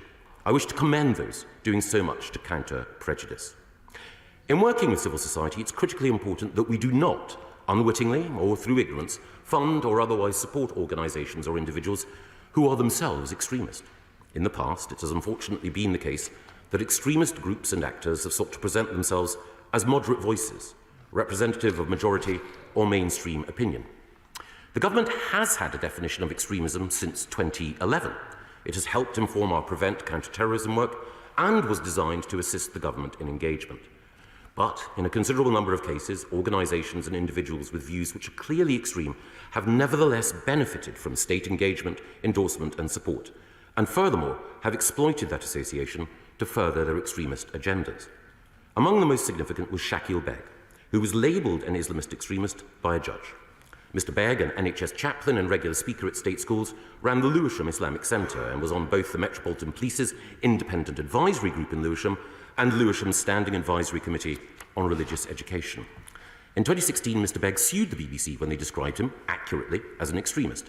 The judge in the case, Mr. Justice Haddon Cave, conducted his own scrupulous research, identifying many occasions where Mr. Beg had advocated extreme positions, including promoting and encouraging religious violence, by telling a Muslim audience that violence in support of Islam would constitute a man's greatest deed. Not only did Mr. Justice Haddon Cave dismiss Mr. Begg's claim, he drew specific attention to the danger of extremists exploiting sponsorship from state institutions. And he outlined the need for an updated and more precise definition of extremism to guide engagement by government and others. And we have since seen how figures of potential extremism concern have been able to work with the Crown Prosecution Service and the Metropolitan Police, co-opt charities, and indeed benefit from public funding. And we know from William Shawcross's excellent independent review of Prevent that such engagement has inadvertently provided a platform funding or legitimacy for groups or individuals who oppose our shared values. This apparent legitimising of their views can lead extremists of all ideologies to be emboldened and to exert greater influence. That's why today my department is publishing an updated, more precise and rigorous definition of extremism, alongside a set of cross-government engagement principles for use when engaging with external groups. There is also detailed guidance on what the definition does and does not capture. And we're also setting up a new counter-extremism centre of excellence in my department as a world-leading authority on best practice, data and research. Mr. Speaker, our plans, drawn up in close collaboration with the Home Office, will enable the government to express more clearly than ever before which groups fall within the extremism definition, and we can point to the evidence and explain the funding and engagement consequences. They will also support national efforts to counter the work of extremists who promote their ideologies both online and offline. The new definition will strengthen vital frontline counter-radicalisation work, and the new Centre of Excellence will also help us to understand the role played by state actors and state-linked organisations in extremist activity which is taking place in our country. And the wider knowledge of what constitutes extremist behaviour and who is behind it will, I hope, help all of us to identify potential threats and to take steps to challenge and marginalise them. Critically, the rights that we enjoy in the United Kingdom extend to everyone. Freedom of expression, freedom of religion and belief, the rule of law, upholding democracy and equal rights, these are the cornerstones of our civilised society, which as a government, as a parliament, on every side of this House, we strive always to uphold. So let me be clear, our definition will not affect gender-critical campaigners, those with conservative religious beliefs, trans activists, environmental protest groups, or those exercising their proper right to free speech. The government has taken every possible precaution to strike a balance in drawing up the new definition between protecting fundamental rights and safeguarding citizens. Our definition draws on the work of Dame Sarah Khan, the government's independent reviewer of social cohesion, and Sir Mark Rowley, the Metropolitan Police Commissioner, before his appointment to that post. The proposed definition will hold that extremism is the promotion or advancement of an ideology based on violence, hatred or intolerance that aims to negate or destroy the fundamental rights and freedoms of others, or undermine, overturn or replace the UK's system of liberal parliamentary democracy and democratic rights, or intentionally create a permissive environment for others to achieve these results. It is important to stress that we are in no way intending to restrict freedom of expression, religion or belief. But the government cannot be in a position where, unwittingly or not, we sponsor, subsidise or support in any way organisations and individuals opposed to the freedoms we hold dear. Across this House, I am sure that we would agree that organisations such as the British National Socialist Movement and Patriotic Alternative, who promote neo-Nazi ideology, argue for forced repatriation, a white ethno-state and the targeting of minority groups for intimidation, are precisely the type of groups about which we should be concerned and whose activities we will assess against the new definition. The activities of the extreme right wing are a growing worry. The targeting of both Muslim and Jewish communities and individuals by these groups is a profound concern requiring concerted action. And it is important, just as with our definition of extremism, to be precise in the use of language when discussing Islamism. Islamism should never be confused with Islam. Islam is a great faith, a religion of peace, which provides spiritual nourishment to millions, inspires countless acts of charity, and celebrates virtues of generosity, compassion, and kindness. Islamism is a totalitarian ideology which seeks to divide, calls for the establishment of an Islamic state governed by Sharia law, and seeks the overthrow of liberal democratic principles. It has its roots in the thinking of the founder of the Muslim Brotherhood, Hassan al-Banna, the founder of Jamaat-e-Islami, Abu al-Mawdudi, and the Muslim Brotherhood ideologue, Said Qutb. The Palestinian branch of the Muslim Brotherhood is, of course, Hamas. Organisations such as the Muslim Association of Britain, which is the British affiliate of the Muslim Brotherhood, and other groups such as Cage and MEND, give rise to concern for their Islamist orientation and views. We will be holding these and other organisations to account to assess if they meet our definition of extremism, and will take action as appropriate. There are, of course, further steps that we will take in the coming days and weeks to marginalise extremist groups and to support and strengthen those communities where extremists are most active and spreading division. This will include responding to Dame Sarah Khan's forthcoming report on social cohesion and democratic resilience, and Lord Walney's independent review of how to counter political violence and disruption. In this debate, we must never forget about the experiences of victims of extremism who are targeted by extremist groups and the severe and distressing impact it has on their lives. So I'm pleased that Dame Sarah Khan will be addressing this in her forthcoming report. As the Prime Minister has said, the time has come for us all to stand together to combat the forces of division and to beat this poison. The liberties that we hold dear, and indeed the democratic principles we're all sent here to uphold, require us to counter and challenge the extremists who seek to intimidate, to coerce and to divide. We have to be clear-eyed about the threat we face, precise about where that threat comes from, and rigorous in defending our democracy. That means upholding freedom of expression, religion and belief when they are threatened, facing down harassment and hate, supporting the communities facing the greatest challenge from extremist activity, and ensuring this House and this country are safe, free and united. I commend this statement to the House. I now call the Shadow Secretary of State, Angela Rayner. Thank you, Mr. Speaker. Can I start by thanking the Secretary of State for the advance sight of this statement and for his briefing yesterday. Hateful extremism threatens the safety of our communities and the unity of our country. Everyone across this House can agree that this is a serious problem which demands a serious response. So I want to begin by saying from the outset, when it comes to our national security, when it comes to the threat of radicalisation, when it comes to the toxic scourge of Islamophobia, neo-Nazism, anti-Semitism or any other corrosive hatred, the whole House can and should work together. The way the government does this work matters, and the language that we all use is important. And I want to welcome the Secretary of State's opening words that it is our diversity and our values which make our country stronger. Indeed, the Secretary of State is right to raise the concerns about the dangers facing our elected representatives.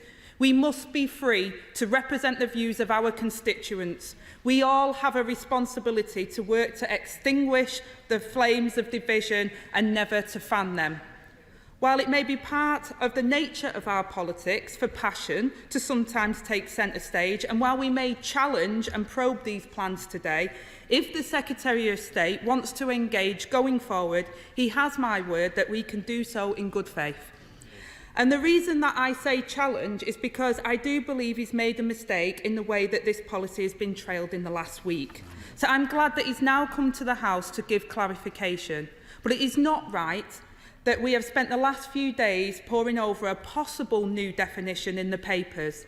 And it's not right that the Department has leaked the names of groups that may or may not be covered by this definition when he rightly says this work should be based on due diligence. And it is not right that each stage of the recruitment of a new Islamophobia advisor has been mired in controversy. So can the Secretary of State confirm he has now appointed an advisor? So on today's announcement, Mr. Speaker, we will scrutinise this new definition, and it will be crucial to see the way it is applied in practice. But can I ask the Secretary of State to set out today how the new Centre of Excellence will operate and how it will be resourced? And can he confirm how this new definition will work in practice? How exactly will it restrict the government's engagement? And can he explain whether these restrictions will only relate to government engagement or later extended to other public bodies such as the police and universities? Given this new definition, the public will rightly be alarmed at the idea that government ministers could already have met with extremist groups. Can the Secretary of State shed some light on this? Renewed vigilance and diligence is welcome, particularly in the current climate, but if his own department now needs to cut ties with extremist groups, it begs the question why they were working with them in the first place. And given he says this will not affect gender-critical campaigners, those with conservative religious beliefs, trans activists, environmental protest groups, or those exercising their proper right to free speech, can the Secretary of State explain which groups this new definition will affect and where the government has chosen to draw the line? Mr. Speaker, This is not the first time that the government has identified this risk or promised to act. As the Secretary of State mentions in his opening, at the beginning of 2011, well back then, the Conservative Home Secretary told the House that if organisations do not support the values of democracy, human rights, equality before law, participation in society, we will not work with them and we will not fund them. It begs the question, why has it taken the government 13 years to address this? The Secretary of State says that organisations which are clearly extreme have benefited from government engagement, endorsement and support, and even suggests that those groups have exploited government engagement. Can he understand how deeply concerning this is to hear? He must explain exactly how this has been allowed to happen. Mr. Speaker, we know that there has been a huge surge in online extremism, and can the Secretary of State give assurance on how this will be dealt with? What action he is taking to work cross-government to assess and confront online hate? We know that extremism doesn't exist in a vacuum, and we need political leadership on this. But a quality of good leadership is to empower others. The Secretary of State says that the Department has been working with faith groups, civil society and local councils, and I agree that they all have a crucial role to play in tackling extremism. But what form has that consultation taken, and will he publish the findings of that consultation? And on the wider work now needed, can the Secretary of State set out if this work will be underpinned by a new cross-government counter-extremism strategy, given the last one is now 9 years out of date? Will it include action to rebuild the resilience and cohesion of our communities? And he mentions new funding. How much will that funding be, and how will it be allocated? And how will it interact with other funding streams, including the multi-faith dialogue? Mr. Speaker, I also want to raise the point about hate crime and how important this is to tackling extremism. We have seen an appalling surge of anti-Semitism and Islamophobia in recent months, and the previous strategy is now 4 years out of date. Can I ask the Secretary of State, when will he have an updated hate crime action plan? And have ministers abandoned plans to bring forward a new hate crime strategy? And can I ask the Minister, why is the Anti-Muslim Hatred Working Group and the Anti-Semitism Working Group no longer meeting? We need much stronger action to tackle the corrosive forms of hatred that devastate lives and corrode communities. But today's statement does not go far enough. And regardless of how workable and effective this new definition and centre of excellence is, this announcement will not be enough. I want to finish by echoing the words of the Archbishops of Canterbury and York and their warnings that against the backdrop of growing divisions, it's for political leaders to provide a conciliatory tone and to pursue policies that bring us together, not risk dividing us apart. I look forward to working with the Secretary of State on this. Secretary of State. Well, I'm very grateful to the Shadow Secretary of State for the constructive, detailed and consensual approach that she's taking to what are inevitably challenging and difficult issues. I enjoyed the opportunity to talk to her and other Labour colleagues yesterday. I look forward to working together in the future, and I know it is the role of the opposition to challenge, and the constructive way in which challenge has been issued today is something which I wholeheartedly welcome. Can I also say that I agree with the Shadow Secretary of State that the danger to elected representatives is growing, and it is something which my right honourable friend, the Security Minister, has invested time, care and money to counter. And can I also say, of course, passion, vigour, determination is part of the meat of our politics, and nothing in anything that we have said today should take away from our desire to see free speech exercised as energetically as possible. The Shadow Secretary of State mentioned the leaking of some information relating to our work on this.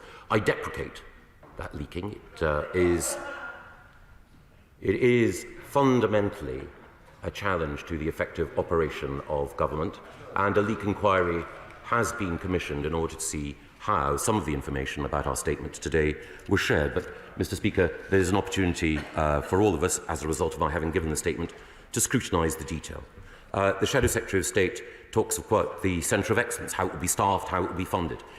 Impartial civil servants with training in this area will be supplemented in their work by studies by academics and academic bodies. And of course, we will work with the existing expertise in the Homeland Security Analysis and Intelligence Unit within the Home Office in order to ensure that all our work is rigorous. And we will make sure that if a decision is made to list an organisation as extremist, that we will show our working, as it were, that the evidence which leads us to that conclusion and the judgment that we have made will be there for everyone to see. The Shadow Secretary of State asked, of course, why it was the case that in the past, government or arms of the state had unwittingly involved themselves or been engaged with extremist organisations.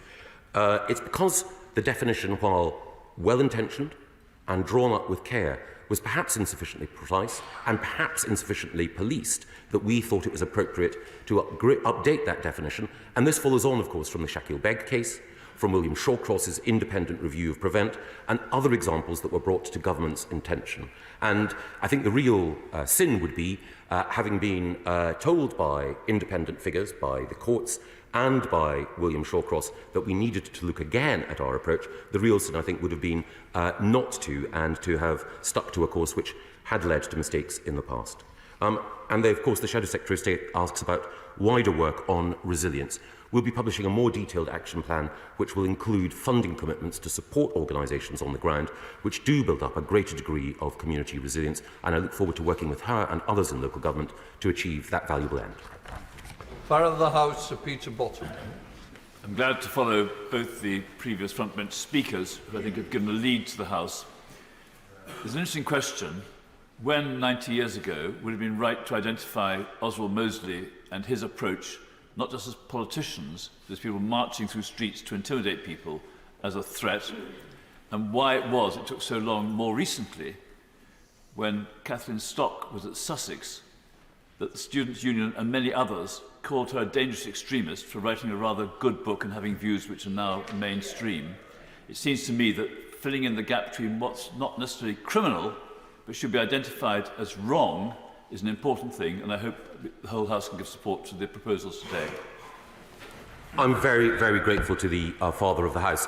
There should rightly be a high bar on the use of criminal sanctions. We should seek to encourage free speech always, but he is quite right to draw attention to the freedom-restricting harassment that some have engaged in, and I completely endorse the point that he makes about Kathleen Stock, a distinguished academic. SNP spokesperson Alison Poulos. I would first like to wish Ramadan Mubarak to everybody who is marking this significant month in the Islamic calendar. Friday is also International Day to combat Islamophobia, but it's in this context that Muslims are afraid to speak out lest they be targeted for their beliefs or indeed labelled extremists themselves. The government's independent reviewer of terrorism legislation, Jonathan Hall, has said that these proposals by the government could undermine the UK's reputation because it would not be seen as democratic. Others, including the Archbishops of Canterbury and York, have said that, crucially, the new definition risks disproportionately targeting Muslim communities who are already experiencing rising levels of hate and abuse, and said that new definition risks vilifying the wrong people. Zahra Mohammed of the Muslim Council of Britain is also very concerned by the government's proposals, concerned that they are undemocratic, divisive and potentially illegal. The organisation is also concerned by the lack of engagement with some of the groups that the Minister comes here to talk about today. So I ask him when any of the Muslim groups that he mentioned specifically contacted so that they would know that they are in the Minister's statement today. There has been a desperately worrying increase in Islamophobia and anti-Semitism since the 7th of October. It should concern us all that this is happening. We stand against extremism. We stand against the targeting of groups in our society. But this extremism is on the rise, driven in no small part by the culture wars stoked by the Conservatives and their hangers-on, by those who would call peace demonstrations hate marches. And also, as we have heard this week, racism and misogyny by funders of the party of government. Can I ask him if he considers that racism and misogyny meet his definition of extremism. And if he believes that the statement by Frank Hester of Diane Abbott, that you want to hate all black women because she's there, I think she should be shot, would meet his definition of extremism. Well if he does believe it meets a definition of extremism, will his party return the £10 million, or will he donate it to a charity of Diane Abbott's choosing? Hear, hear. I'm grateful to the Honourable Lady for the points that she makes, and she's quite right to say that we need to be precise, and it is important, as I stressed in my statement, but have the opportunity to stress again, not to conflate the specific challenge from certain Islamist groups with the broader Muslim community. It's absolutely because we need to be precise in order to draw that distinction that we are then able to support organisations on the ground that are seeking to bring people together and to counter anti-Muslim hate and anti-Semitism. Can I also thank her and her colleagues in the Scottish Government for the engagement that we undertook earlier this week through the Interministerial Standing Committee in order to share best practice about how we work with groups on the ground across the United Kingdom who are engaged in this vital counter-extremism work. She refers, of course, to the comments by a gentleman not in this House. Those comments were clearly racist and regrettable. And speaking as someone who was himself targeted by an extremist who was attempting to kill me and who then went on to murder a colleague and friend in this House, I take that sort of language incredibly seriously. Chair of the Security Committee, Sir Julian Lewis. Thank you, Mr. Speaker. Surely the essential point here is that the government is not proposing to ban any organisation, however extreme, from operating legally and within the law, rather to identify those organisations that should be barred from receiving funding or other support from the government. Now, the government hasn't shared with the Intelligence and Security Committee its proposals, so any point I make now is purely personal to me. But does the Minister agree with me that in any democratic society, there is a right to decide which bodies you will associate with and which you won't? And that is why the Labour Party was quite right to ban no fewer than 7 extreme left organisations since July 2021 from being compatible with Labour Party membership in accordance with values as defined quite properly by its own National Executive Committee.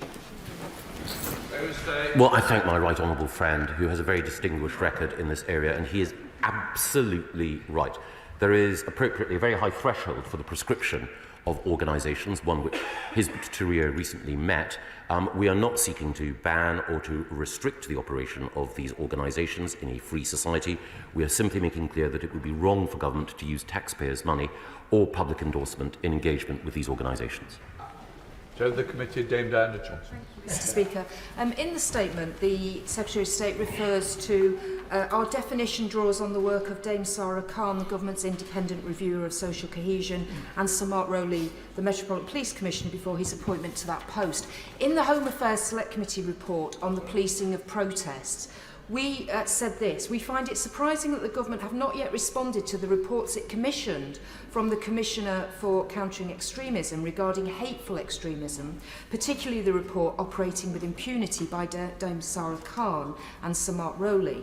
And Sir John Saunders, in his report in 2023, rightly said that the Home Office should respond as a matter of urgency. I'm just wondering, from what's happened today and this moving away from Home Office to DLUC, whether whether the Minister has had any conversations with the Home Office about whether there will be a full response to what Dame Sarah Khan's report set out, and also how this new definition will affect the policing of protests. Very important points by the Chairman of the Home Affairs Select Committee, and I had the opportunity to meet and discuss our work on this new definition with Dame Sarah and indeed with Sir Mark in preparation. And of course, I work very closely with the Home Secretary and particularly with the Minister for Security in framing the definition. As the Honourable Lady will be aware, work in the space is shared between my department and the Home Office. The Home Office, of course, deals with security and is responsible for supporting the police. we are responsible for funding community organisations and encouraging a greater degree of social cohesion and resilience.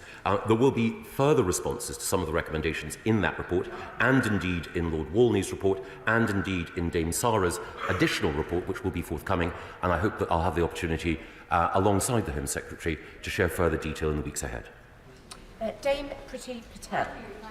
Speaker, can I just put on record, first of all, my thanks to Dame Sarah Khan, Sir Mark Rowley and William Shawcross for all the work that they have all done, certainly during my time as Home Secretary in this important area, and of course to the Secretary of State. Now, while these proposals are non-statutory and will act as a guide for civil servants and for ministers, can the Secretary of State share and explain what evidential thresholds will be applied by the new Centre of Excellence when compiling the list of organisations and guidance, and also how this guidance will be applied against existing definitions in law of racism, incitement and intimidation, which clearly are all active right now and obviously guide our security services and our police when it comes to the application and upholding the rule of law. I'm very grateful to my right honourable friend who, during her time in the Home Office, initiated and took forward fantastic work in dealing with extremism and intolerance. And she is quite right that the definition does not impinge or alter the legal threshold for prosecution if people are inciting violence. Indeed, there are arguments for looking again at our laws to make sure that they are fit for purpose, but today's definition is not about changing the criminal law. It is about setting a threshold, and that threshold is one that will be evidenced when we come forward with those organisations that we believe meet this bar, with evidence which everyone can see makes a compelling case for the nature of the extremist ideology which spurs those organisations on. Madam Speaker, the Secretary of State, in my view, very unwisely, recently closed down the interfaith network, which facilitated the kind of dialogue which he praised in his statement, and he closed it down on the grounds that one of its 22 trustees is connected with the Muslim Council of Britain. If an organisation finds itself unjustly on the list that he proposes, will it have the opportunity to appeal against its inclusion there? I'm grateful to the right honourable gentleman, and it wasn't the case that we closed down the interfaith network. We ceased funding, and the interfaith network draws its funding from a variety of sources. But it is the case that we will apply appropriate due diligence, publish evidence, and of course, if anyone believes that our judgment is wrong, as in any case when government acts and it is believed to be unreasonable, then the option of judicial review is always available. Robert Buckland. Thank you, Madam Deputy Speaker. I welcome my right honourable friend's statement. Words matter, and I note in particular the definition about intentionally creating a permissive environment to deal with the harms that he rightly identifies and we all oppose. However, there are dangers in that wording. Will he issue guidance as to what that precisely means? That word intentionally is clearly important. Does he accept from me that there is a danger here that in government generally not engaging with organisations that I think he rightly identifies, that we don't inhibit the work of our security services and agencies in having to engage with elements of these organisations in order to combat extremism at an individual level? Well, my right honourable friend makes a very, very important point, because it is the case, obviously, that our intelligence and security agencies, law enforcement actors, and indeed sometimes those working abroad to keep us safe, will have to deal with and engage with unsavoury individuals, and the definition does not cover that activity. Imran Hussain. Thank you, Madam Deputy Speaker. And let us be clear in this House and call this what it is, Madam Deputy Speaker. What it isn't is a serious and genuine attempt to address a very important issue. What it is, Madam Deputy Speaker, is a further draconian attempt to continue with the Tory agenda of culture wars. And it's disappointing that countless civil liberties groups, including 3 of his own former Home Secretaries, have warned him against politicising such an important issue, but it seems it's fallen on deaf ears. But if the Secretary of State is serious about addressing these issues, let me ask him in this House today to firstly condemn the extremist, vile, dangerous language used by some of his own backbenchers, and to also Tory donors bankrolling his own party. Yeah, well done. Well, I thank the honourable gentleman for his intervention, but I hope he will appreciate from the tone between the front benches that both I and the honourable lady are determined not to politicise this, but to make sure that we can operate consensually. Of course, there'll be debate and challenge and difference of opinion and emphasis in what we seek to do, but it's a shared endeavour, and indeed we've been working with independent figures like John Walney, Lord Walney, in order to achieve consensus here. And I'm sorry that he feels that it's necessary to make a party political point about my colleagues. I extend to him the same courtesy that I extend to every member of this House, respecting his mandate and respecting his voice, and not indulging in that sort of unfortunate personalisation. Robert Jenrick. My right honourable friend has been consistent and clear-eyed about the threats that we face for a very long time, and I applaud him for that. And he himself has faced personal threats and responded with bravery and resilience, which we all admire.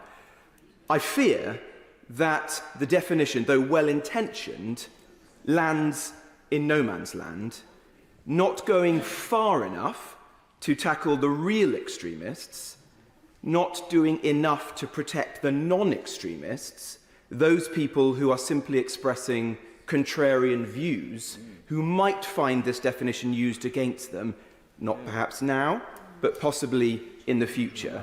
What reassurance can my right honourable friend give me and others who are concerned about that? And secondly, does he agree with me that this is not the totality of our anti-extremism strategy? Important though it is. We have now to take forward other areas, in particular William Shawcroft's superb recommendations with respect to the PREVENT programme, revoking visas for those people who do not share our values, who are here as visitors, something that appears to have stalled, and ensuring that the police vigorously and fairly implement our existing laws so that everyone can have confidence that there is not and will never be two-tier policing in our country. Well, again, I thank my right honourable friend who, when he was in the post that I currently hold, took forward immensely valuable work to counter anti-Muslim hatred and anti-Semitism and to support organisations that were fighting both. He asks, is this on its own enough? And of course he's right, it isn't. But it is a necessary step in order to respond indeed to Sir William Shawcross's independent review of PREVENT, where it was clear that the operation of PREVENT was insufficiently rigorous, no criticism of the professionals involved, but insufficiently rigorous because the definition, the rigour of it, needed to be updated, and that is what we do. Of course, he expressed a concern that this definition might be misused. I think it is much less likely that this definition can be misused than the preceding definition, which was looser and baggier and capable of many more interpretations than this much tighter definition. But of course, the proof of that will be in the way in which we set about using it and the evidence we provide to back up any judgments we make. Joanna Cherry. This new definition is going to require careful scrutiny for its compliance with human rights, such as the right to freedom of expression, religion and belief, etc. And in my role as chair of the Joint Committee on Human Rights, I'm delighted that we'll be taking forward that scrutiny next week. But on a personal level, can I ask the Secretary of State to agree with me that members of this House have a duty to be careful in their use of language and not to brand groups extreme or hateful simply because they disagree with them? And I want to give an example of that because it's an important and topical example. My friends at LGB Alliance, a well-respected LGBT rights charity, have been described by some members of this House as a hate group, simply because they raised the hitherto unfashionable but now vindicated concerns about the prescription of puberty blockers. So will the Secretary of State join with me in reminding members of this House of their responsibility not to use their positions to stifle legitimate debate, which makes an important contribution to our democracy? Well, I'm really grateful to the Honourable and Learned Lady for her point. And again, I stress this is about government engagement. And while she or I might agree or disagree with an individual group, we respect their right to free speech and free association. And the points that she makes about the LGB alliance are well made. Again, it is right that there should be debate on gender and sex questions, and I commend the government for the steps that it's taken to ban puberty blockers. And therefore, I think in this debate, a degree of respect and concern for the very different and heartfelt positions that everyone holds is right. And may I say that her consistent championing of a particular position, though sometimes unpopular with others, is commendable and brave, and she represents the very best of her party. Kit Malthouse. Madam Speaker, I'm grateful. I share, along with many other members, some alarm at the emergence of this new definition. And I had two questions broadly for the Secretary of State. First of all, further to the point made by the member from South London, is there really to be no appeal process in this branding of particular groups as unacceptable? Not least because, as he will, I'm sure, intend, putting them on a government blacklist effectively will have a chilling impact more widely on their place in society, from financial services to the media, who is likely to engage with them. So at what stage in the process will those groups that he decides are worthy of examination be able to present evidence in their defence? And secondly, if a member of this House disagrees with the view of the Secretary of State or the government and decides to invite that group into the House or be a member of that group, will the government refuse to engage with the Member of Parliament? Well, I'm grateful again to my right honourable friend and commend him for the work that he did in the Home Office. During his time there, he will have known that there was an already existing definition, and with that already existing definition, there was an obligation on government not to engage with certain groups. He will also know that while he was there, Sir William Shawcross pointed out that that definition needed to be updated and those engagement principles reinforced. So we're simply doing what, continuing the work that he did so diligently and effectively while at the Home Office. Organisations, I mentioned them earlier, like the British National Socialist Movement and Patriotic Alternative, are organisations which I would hope that no member of this House would want to deal with, but obviously each individual must look to their own conscience about the organisations with which they engage. This is purely about government. Parliament is, quite rightly, sovereign. Jeremy Corbyn. Thank you, Madam Deputy Speaker. Following the point made by the member for Hampshire just now, I urge the Secretary of State to be cautious in all of this, because those of us, for example, that campaigned against apartheid in the 70s were often condemned. The ANC was never banned in Britain, but there were calls to ban it. Things change, history moves on, and those that marched for peace in Ireland were condemned at the time, and later we had the Good Friday Agreement. So I ask the Secretary of State, what is the status of the statement that he's just put before us today? Does it have legal force? Will it be an instruction to the police? Will it be an instruction to local authorities? Exactly how will it be implemented? And on page 5 of his statement, page 5 and 6, he quite rightly makes the point that we have rights of religious assembly, rights of free speech, rights of organisation. Very important to state those. All of those are enshrined in the European Convention on Human Rights. Can he assure us, because it's not mentioned anywhere in this document, that there is no plan whatsoever by the government or the Conservative Party to withdraw from the European Convention of Human Rights and therefore from the European Court of Human Rights? Because for all its failings and inefficiencies, it does underpin human rights in a very, very important way. Well, I'm grateful to the right honourable gentleman for the points that he makes, and his question gives me an opportunity to clarify that we will proceed with caution, and that this definition governs only government engagement and government funding. Other autonomous organisations must and will make their own judgments. This is simply about what government and its agencies do. And he makes the point that, again, people and organisations can change over time. That is true. There are people who have been members of extremist organisations who have changed their view and who have been invaluable in helping us to challenge the work of extremists. Those who were formerly members of Islamist organisations like Hizb ut-Tahrir have been valuable in countering that hate. Those people who were formerly members of neo-Nazi organisations have been invaluable in making sure that we can police their activities. So, of course, it is always within the human heart to have the capacity to change and to reform. Rachel State. Mr. Speaker, of course, the first duty of any state is to protect your citizens' national security. And many of us have different experiences of dealing with extremism. I've sat on the Home Affairs Select Committee previously for 3 years dealing with extremism and radicalisation in that regard. And as somebody who comes from a Muslim faith, I get 1,000 pieces of hatred from the far right. And I also get 1,000 pieces of hatred from Islamist Daesh-inspired individuals. I also have a death threat being investigated by Kent Police at the moment, like other members will have their own different experiences. I say this to the Secretary of State.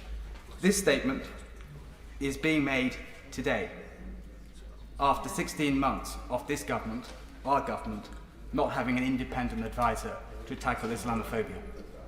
This statement is also being made after 2 weeks ago, the government-funded body Tal Mama published data to say there was 2,000 pieces of hate incidents or crimes against the Muslim community. And we haven't had a statement from the government at all in engagement with the Muslim community. So the question I ask the Secretary of State is this. People will be looking at this statement with that backdrop in mind, and I want him to clarify to me today, with regards to the interpretation of this definition. Am I right that it will be a minister who will be making the determination if something is intolerant, is a permissive environment, or if it's intolerant?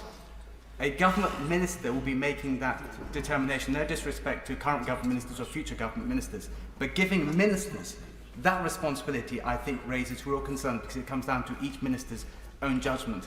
And this matter needs to make sure that we have a thorough, independent, fair process because we are all committed to our national security.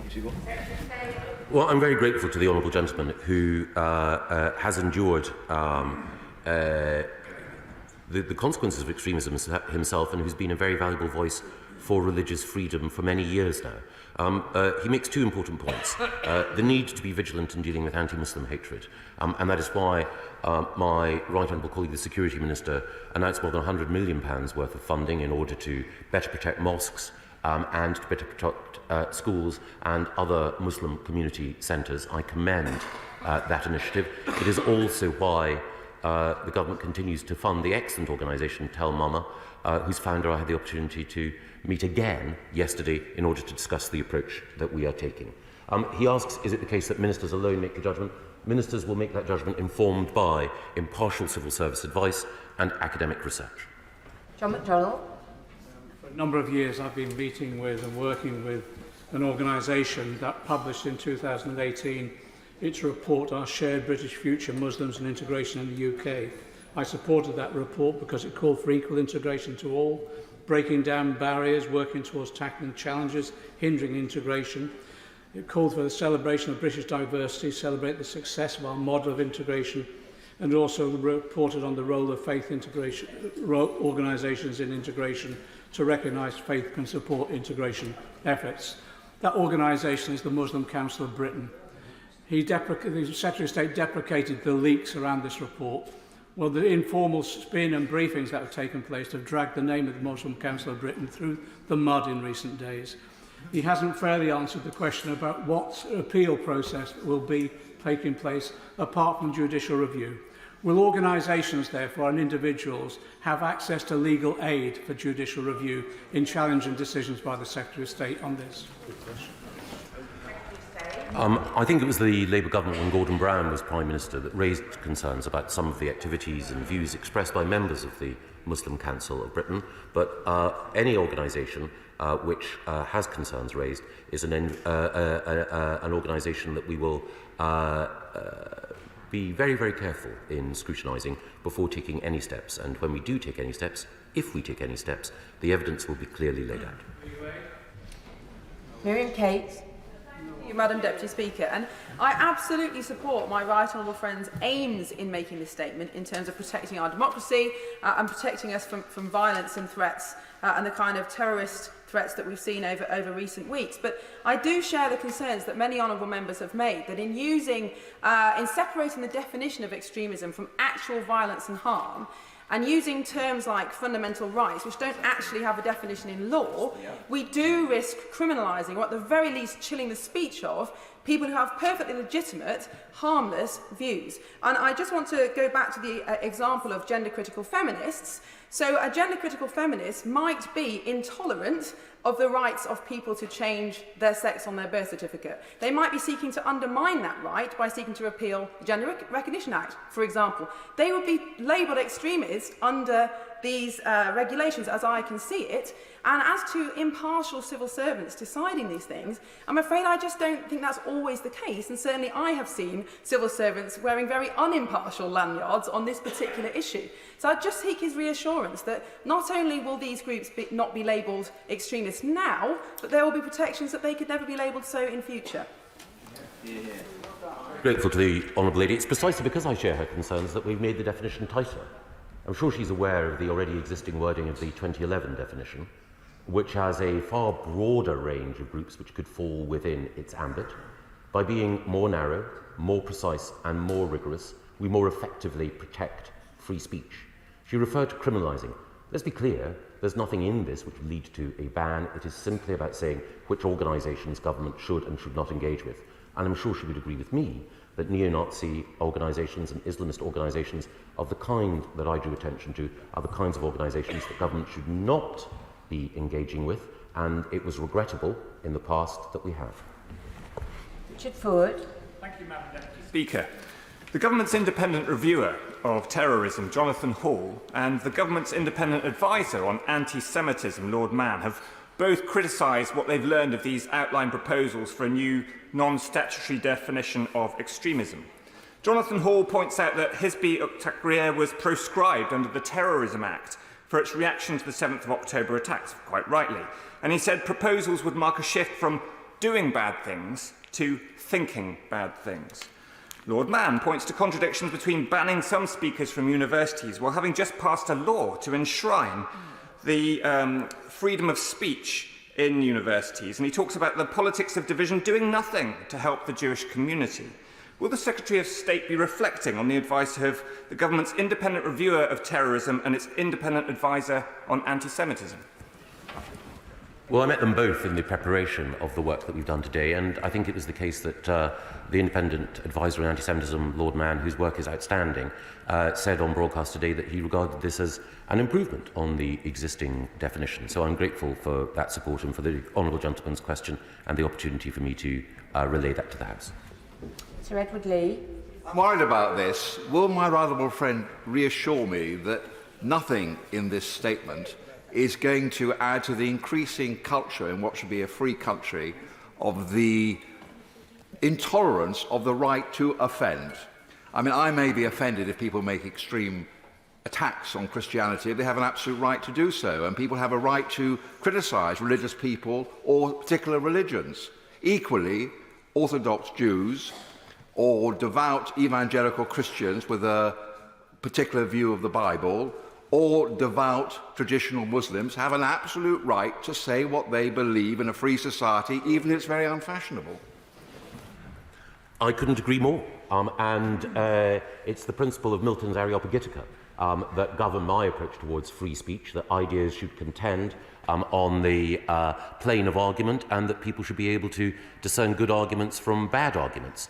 All that this statement does is to tighten the existing definition.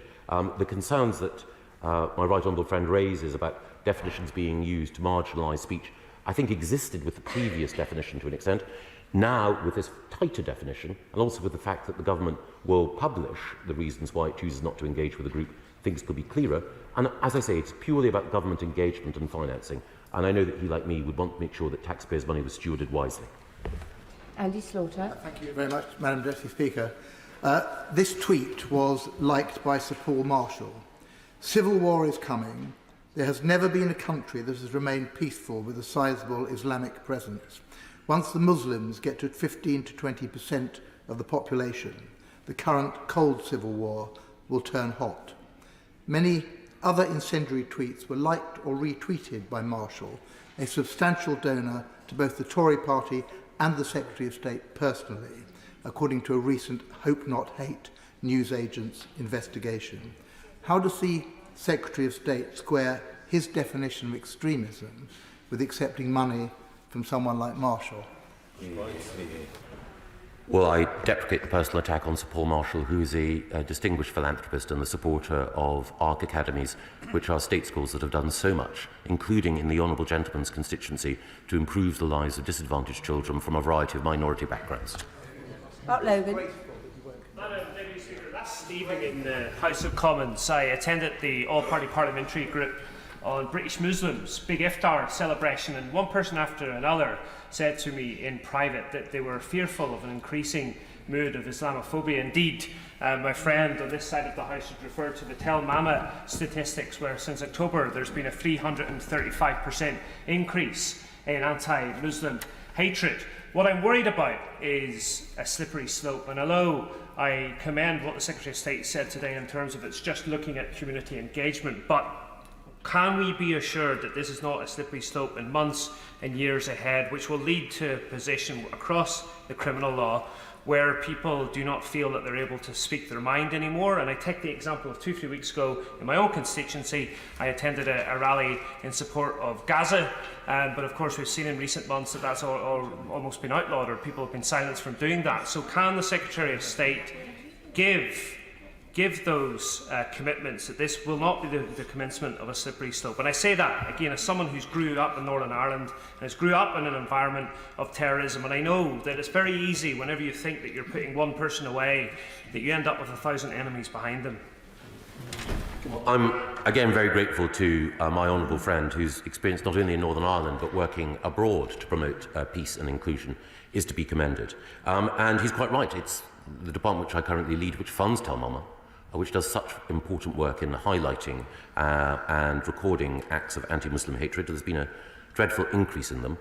We want to work with organisations on the ground to counter that hatred. It is the case, as I mentioned, that some of the organisations that have been supported in the past sadly have been extremist and have been seeking to intimidate British Muslims, and that is why we need to be careful with whom we work in order to present a united front against anti-Muslim hatred. George Galloway. Deputy Speaker, it's quite clear that there's a shared endeavour going on between the two front benches, but as questions have continued, it's quite clear there's unease on both sides of the House on the back benches, and for very good reasons.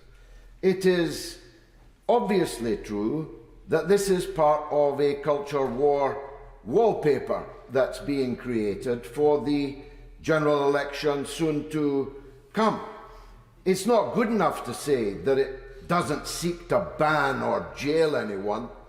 You try getting a bank account once you've been branded by Michael Gove as an extremist. Now, extremism, if we were debating this in the Oxford Union, as once we did in his salad days on another matter, we'd all be talking about what's the definition. I just remind the Secretary that a former Speaker of this House was wearing a Hang Nelson Mandela t-shirt when my right honourable friend and I were seeking the overthrow of apartheid and being called divisive. This building is designed to show that politics is full of division, and sometimes those reviled as extremists turn out to have been right all along. Can I first of all congratulate the honourable member on his election as Member of Parliament for Rochdale. As he quite rightly points out, we have known each other for several decades, and during that time I have always admired his oratorical skills and the passion with which he makes his case. There's nothing in this definition that any honourable member should fear will inhibit them from making their case, and while I passionately disagree with the honourable gentleman on so many issues, he has the same rights as every other member of this House and deserves to be listened to with respect as he makes his case. Sir Desmond Sway. By stating that a free society requires that the Muslim religion accommodate itself to the same level of scrutiny, criticism, even blasphemy, as Christianity has become accustomed to, am I straying into his permissive environment? I'm not an extremist, am I? My right honourable friend is many, many things. Learned, wise, kind, a champion of the New Forest, and a distinguished former educationist. He is not an extremist, and the rigour with which he prosecutes his case is one I will continue to admire. John Cryer. Thank you, Mr Deputy Speaker. I share my right honourable friend's concern that government departments may have been engaging with extremists and racists in the past. Now, the Secretary of State seemed to indicate that this engagement or lack of engagement is dependent on the definition. Isn't it also dependent on the common sense of ministers? And if ministers are willing to engage with extremists and racists, surely they shouldn't be ministers in the first place.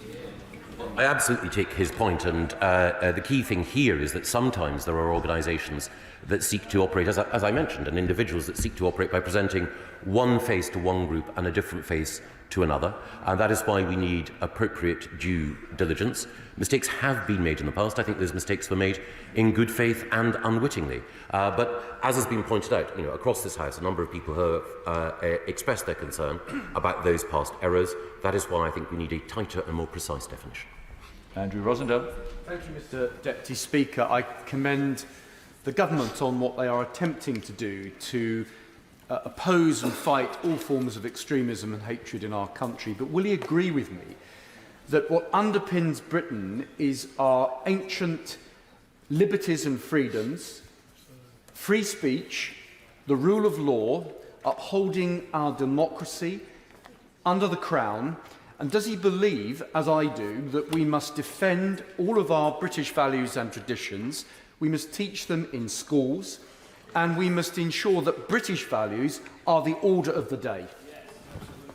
Well, my honourable friend makes a very, very important point. And I do think it is the case that in our schools and in other institutions, we should make sure that people from every background are acquainted with our history and taught the very British habits of scepticism and questioning, and sometimes raucous expressions of opposition to governments and others. That spirit of democratic challenge is core to this country, and no one better exemplifies being able to speak out without fear or favour than my honourable friend.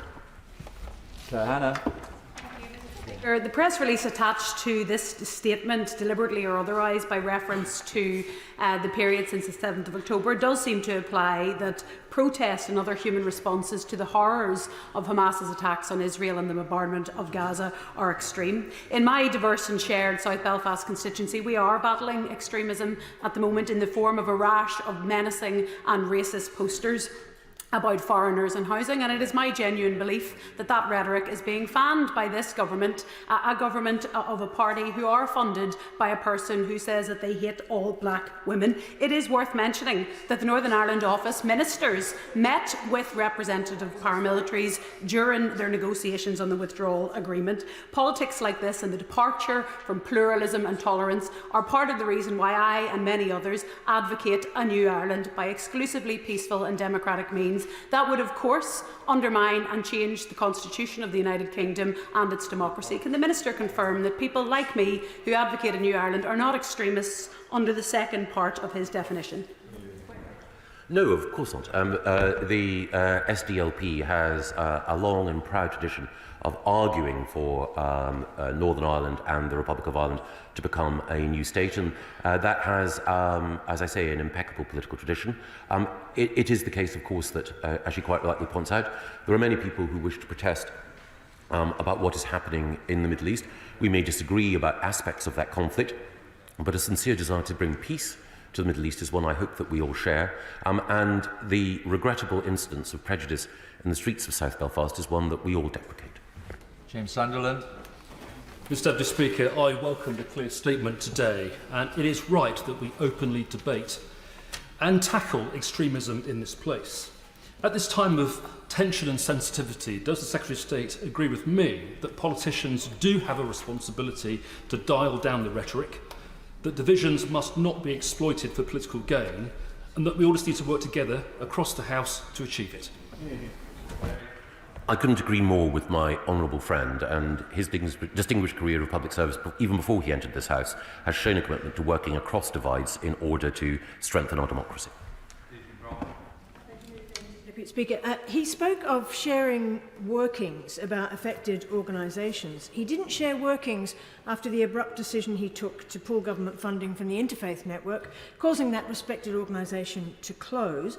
How does he explain that contradiction between his words and his recent actions? A letter was published outlining the reasoning behind that, and the government is only one of a number of funders of the Interfaith Network. Tom Hunt. Deputy Speaker, I don't want to be accused of dialling up the rhetoric. But I must say, I and millions of people in this country are utterly fed up of these protests which have been taking place in our nation's capital. Not every person who attends these protests are an extremist. Not every person who attends it are radicals, but many are. And they are going unchallenged. I've got Jewish friends who won't go into their own capital because they don't feel safe, and it's weekend after weekend after weekend. When is something going to happen? All the public see is impotence, and it is fueling extremism. It is linked to that debate, and frankly, if it doesn't get any better, and we continue to see hate on our streets unchallenged, will the government be prepared to strip responsibility for policing in London from the Mayor of London and give a far stronger steer to the Metropolitan Police, who every weekend, from what I can see, are failing to stand up for our values and for Jewish people to feel safe? Well, my honourable friend speaks passionately about this, and I know myself from talking to Jewish friends that they do consider some of the statements and actions that accompany these marches to cause them to feel a profound sense of fear, and that's been well recorded by not just the government's Commission for Countering Extremism, but by members of this House. So I do share the concern that he has for the Jewish community.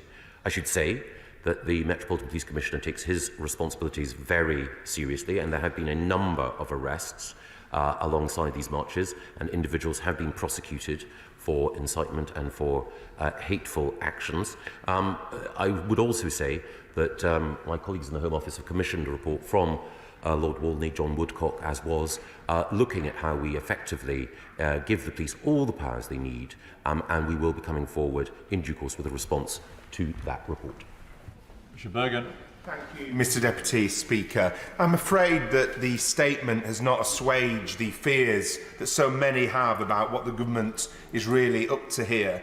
Given recent events on which the Secretary of State was remarkably silent in his actual statement, can I ask, shouldn't someone saying an MP should be shot count as extremist, or are those who have donated £10 million to the Conservative Party exempted from such definitions? And wouldn't the Tory party be better off getting its own house in order rather than making this clearly political intervention, which is more about the upcoming general election and the attempt to silence the huge numbers of peaceful opponents of the government's Gaza policy than it does with public safety?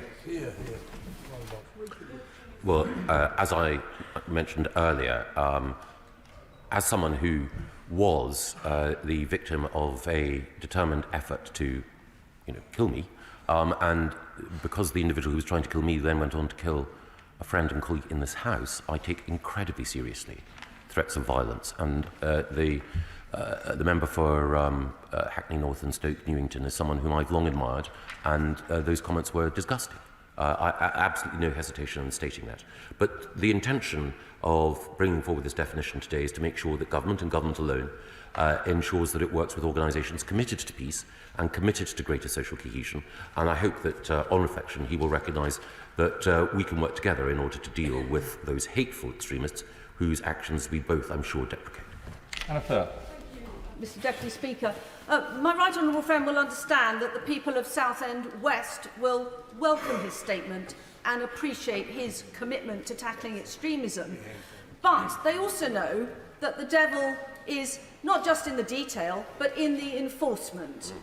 And they have seen their parliament with anti-Semitic slogans from the river to the sea projected on it, which, if are not already against the law, certainly should be, and they've seen the police take insufficient action.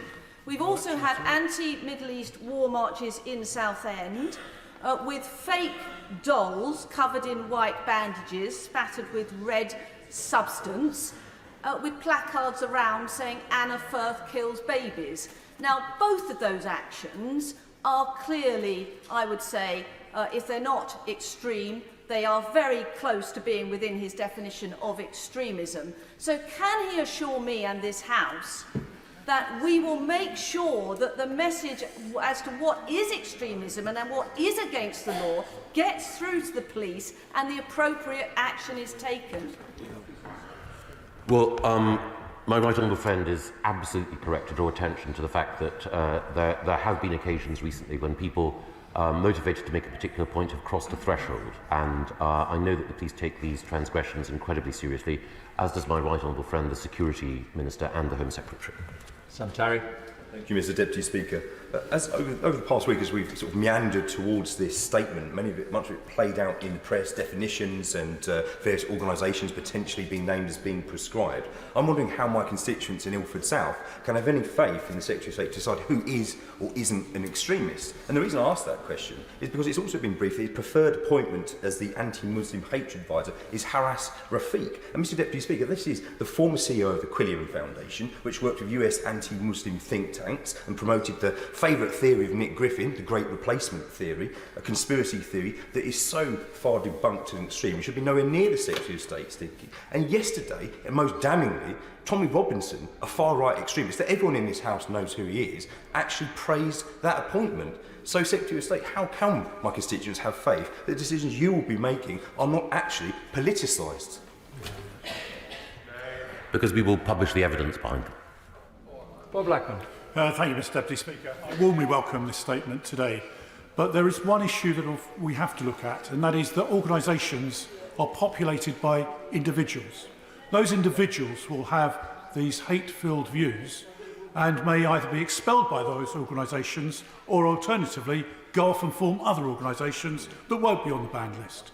Equally, as the Right Honourable Lady opposite raised during her point, it is individuals that seek to radicalise young people, either from abroad or in the UK.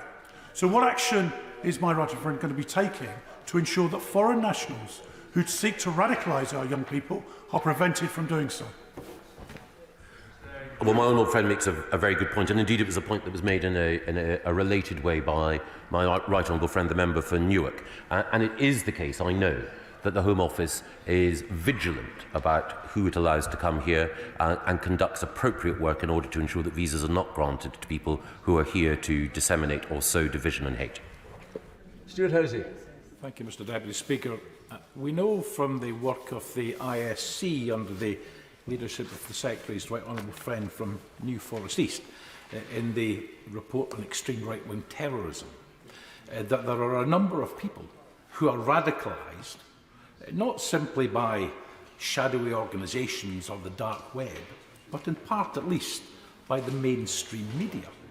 So how does the Secretary of State see his statement today and his definition of the creation of a permissive environment? I'm thinking judges, enemies of the people. How does he see his statement today and the definitions intersecting with the mainstream media? Well, I think that all of us have a responsibility to be vigilant about the dangers of extremism, and I'm grateful to many media outlets for shining a light on extremism, from the BBC to the Times newspaper. I know he mentions one particular newspaper headline. He may disagree with it or find it objectionable, but I think the most important thing to recognise is that a vigorous culture of free speech sustained by a free and independent press is a critical part of our democratic culture. I'd like to thank the Secretary of State for his statement today and for responding to questions for an hour and 13 minutes. Thank you very much. We're now going to move on.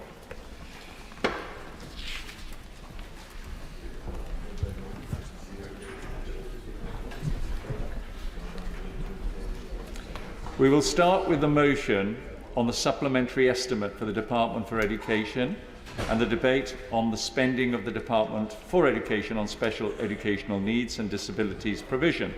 The debate will be led by Robin Walker. Minister, to move the motion formally. I beg to move. The question is as on the order paper. Robin Walker. Thank you very much, Mr Deputy Speaker. I'm grateful to colleagues on the Liaison Committee and the Backbench Business Committee for supporting my application for this debate and to giving it the prominent position it has got today. I want to thank all of those who supported the application and note that it's an unusual subject that brings together the Right Honourable Gentleman for Hayes and Harlington, my Right Honourable Friend for Houghton, Price and Howden, the Honourable Lady for Twickenham and the Honourable Gentleman for Strangford. Not all of them can be here today, but I know that each has passionately supported the case for more and better targeted investment to support children children with special needs. I warmly welcome the Honourable Lady for Wellingborough to her chamber today, and I have to say I think it's greatly to her credit that she has chosen to make her maiden speech on this subject. I look forward to hearing it. Mr Deputy Speaker, I make no apology that the subject for this debate is not new ground for the House. I know that there have been many debates on the importance of SEND over the last few years, green papers, a command paper, and the excellent backbench business debate under the auspices of my right honourable friend for Halton, Price and Howden, which was so well subscribed. It's no surprise to me that we see today's debate is similarly well supported across the chamber. I don't intend to repeat all the arguments in that previous debate, as I know 30 members spoke in it, but I hope the Minister will take them all as read for his response. In my casework as MP for Worcester and in the evidence I've seen as Chair of the Education Select Committee, there is a consistent trend of schools of every phase and variety struggling to meet a rising level of SEND need, of families struggling to get the needs of their children properly met and supported, and of children with SEN too often being home educated, not as a result of genuine elective home education, but as a result of their parents feeling there is no other way in which their needs can be supported. We've heard this at the Select Committee described as non-elective home education. Happy to give way to the Honourable Gentleman. I'm very grateful to him for giving way, and he's making a really important debate that he's managed to secure here. One of the things that's really strongly coming across to me in Derbyshire is that one of the big problems is the lack of capacity within the local authority to actually do the assessment. So there's many schools that are supporting parents and their special needs children, but are unable to, for months and even years, to get that assessment. How big an issue does he think local authority resources are in all this? I welcome that intervention. I think the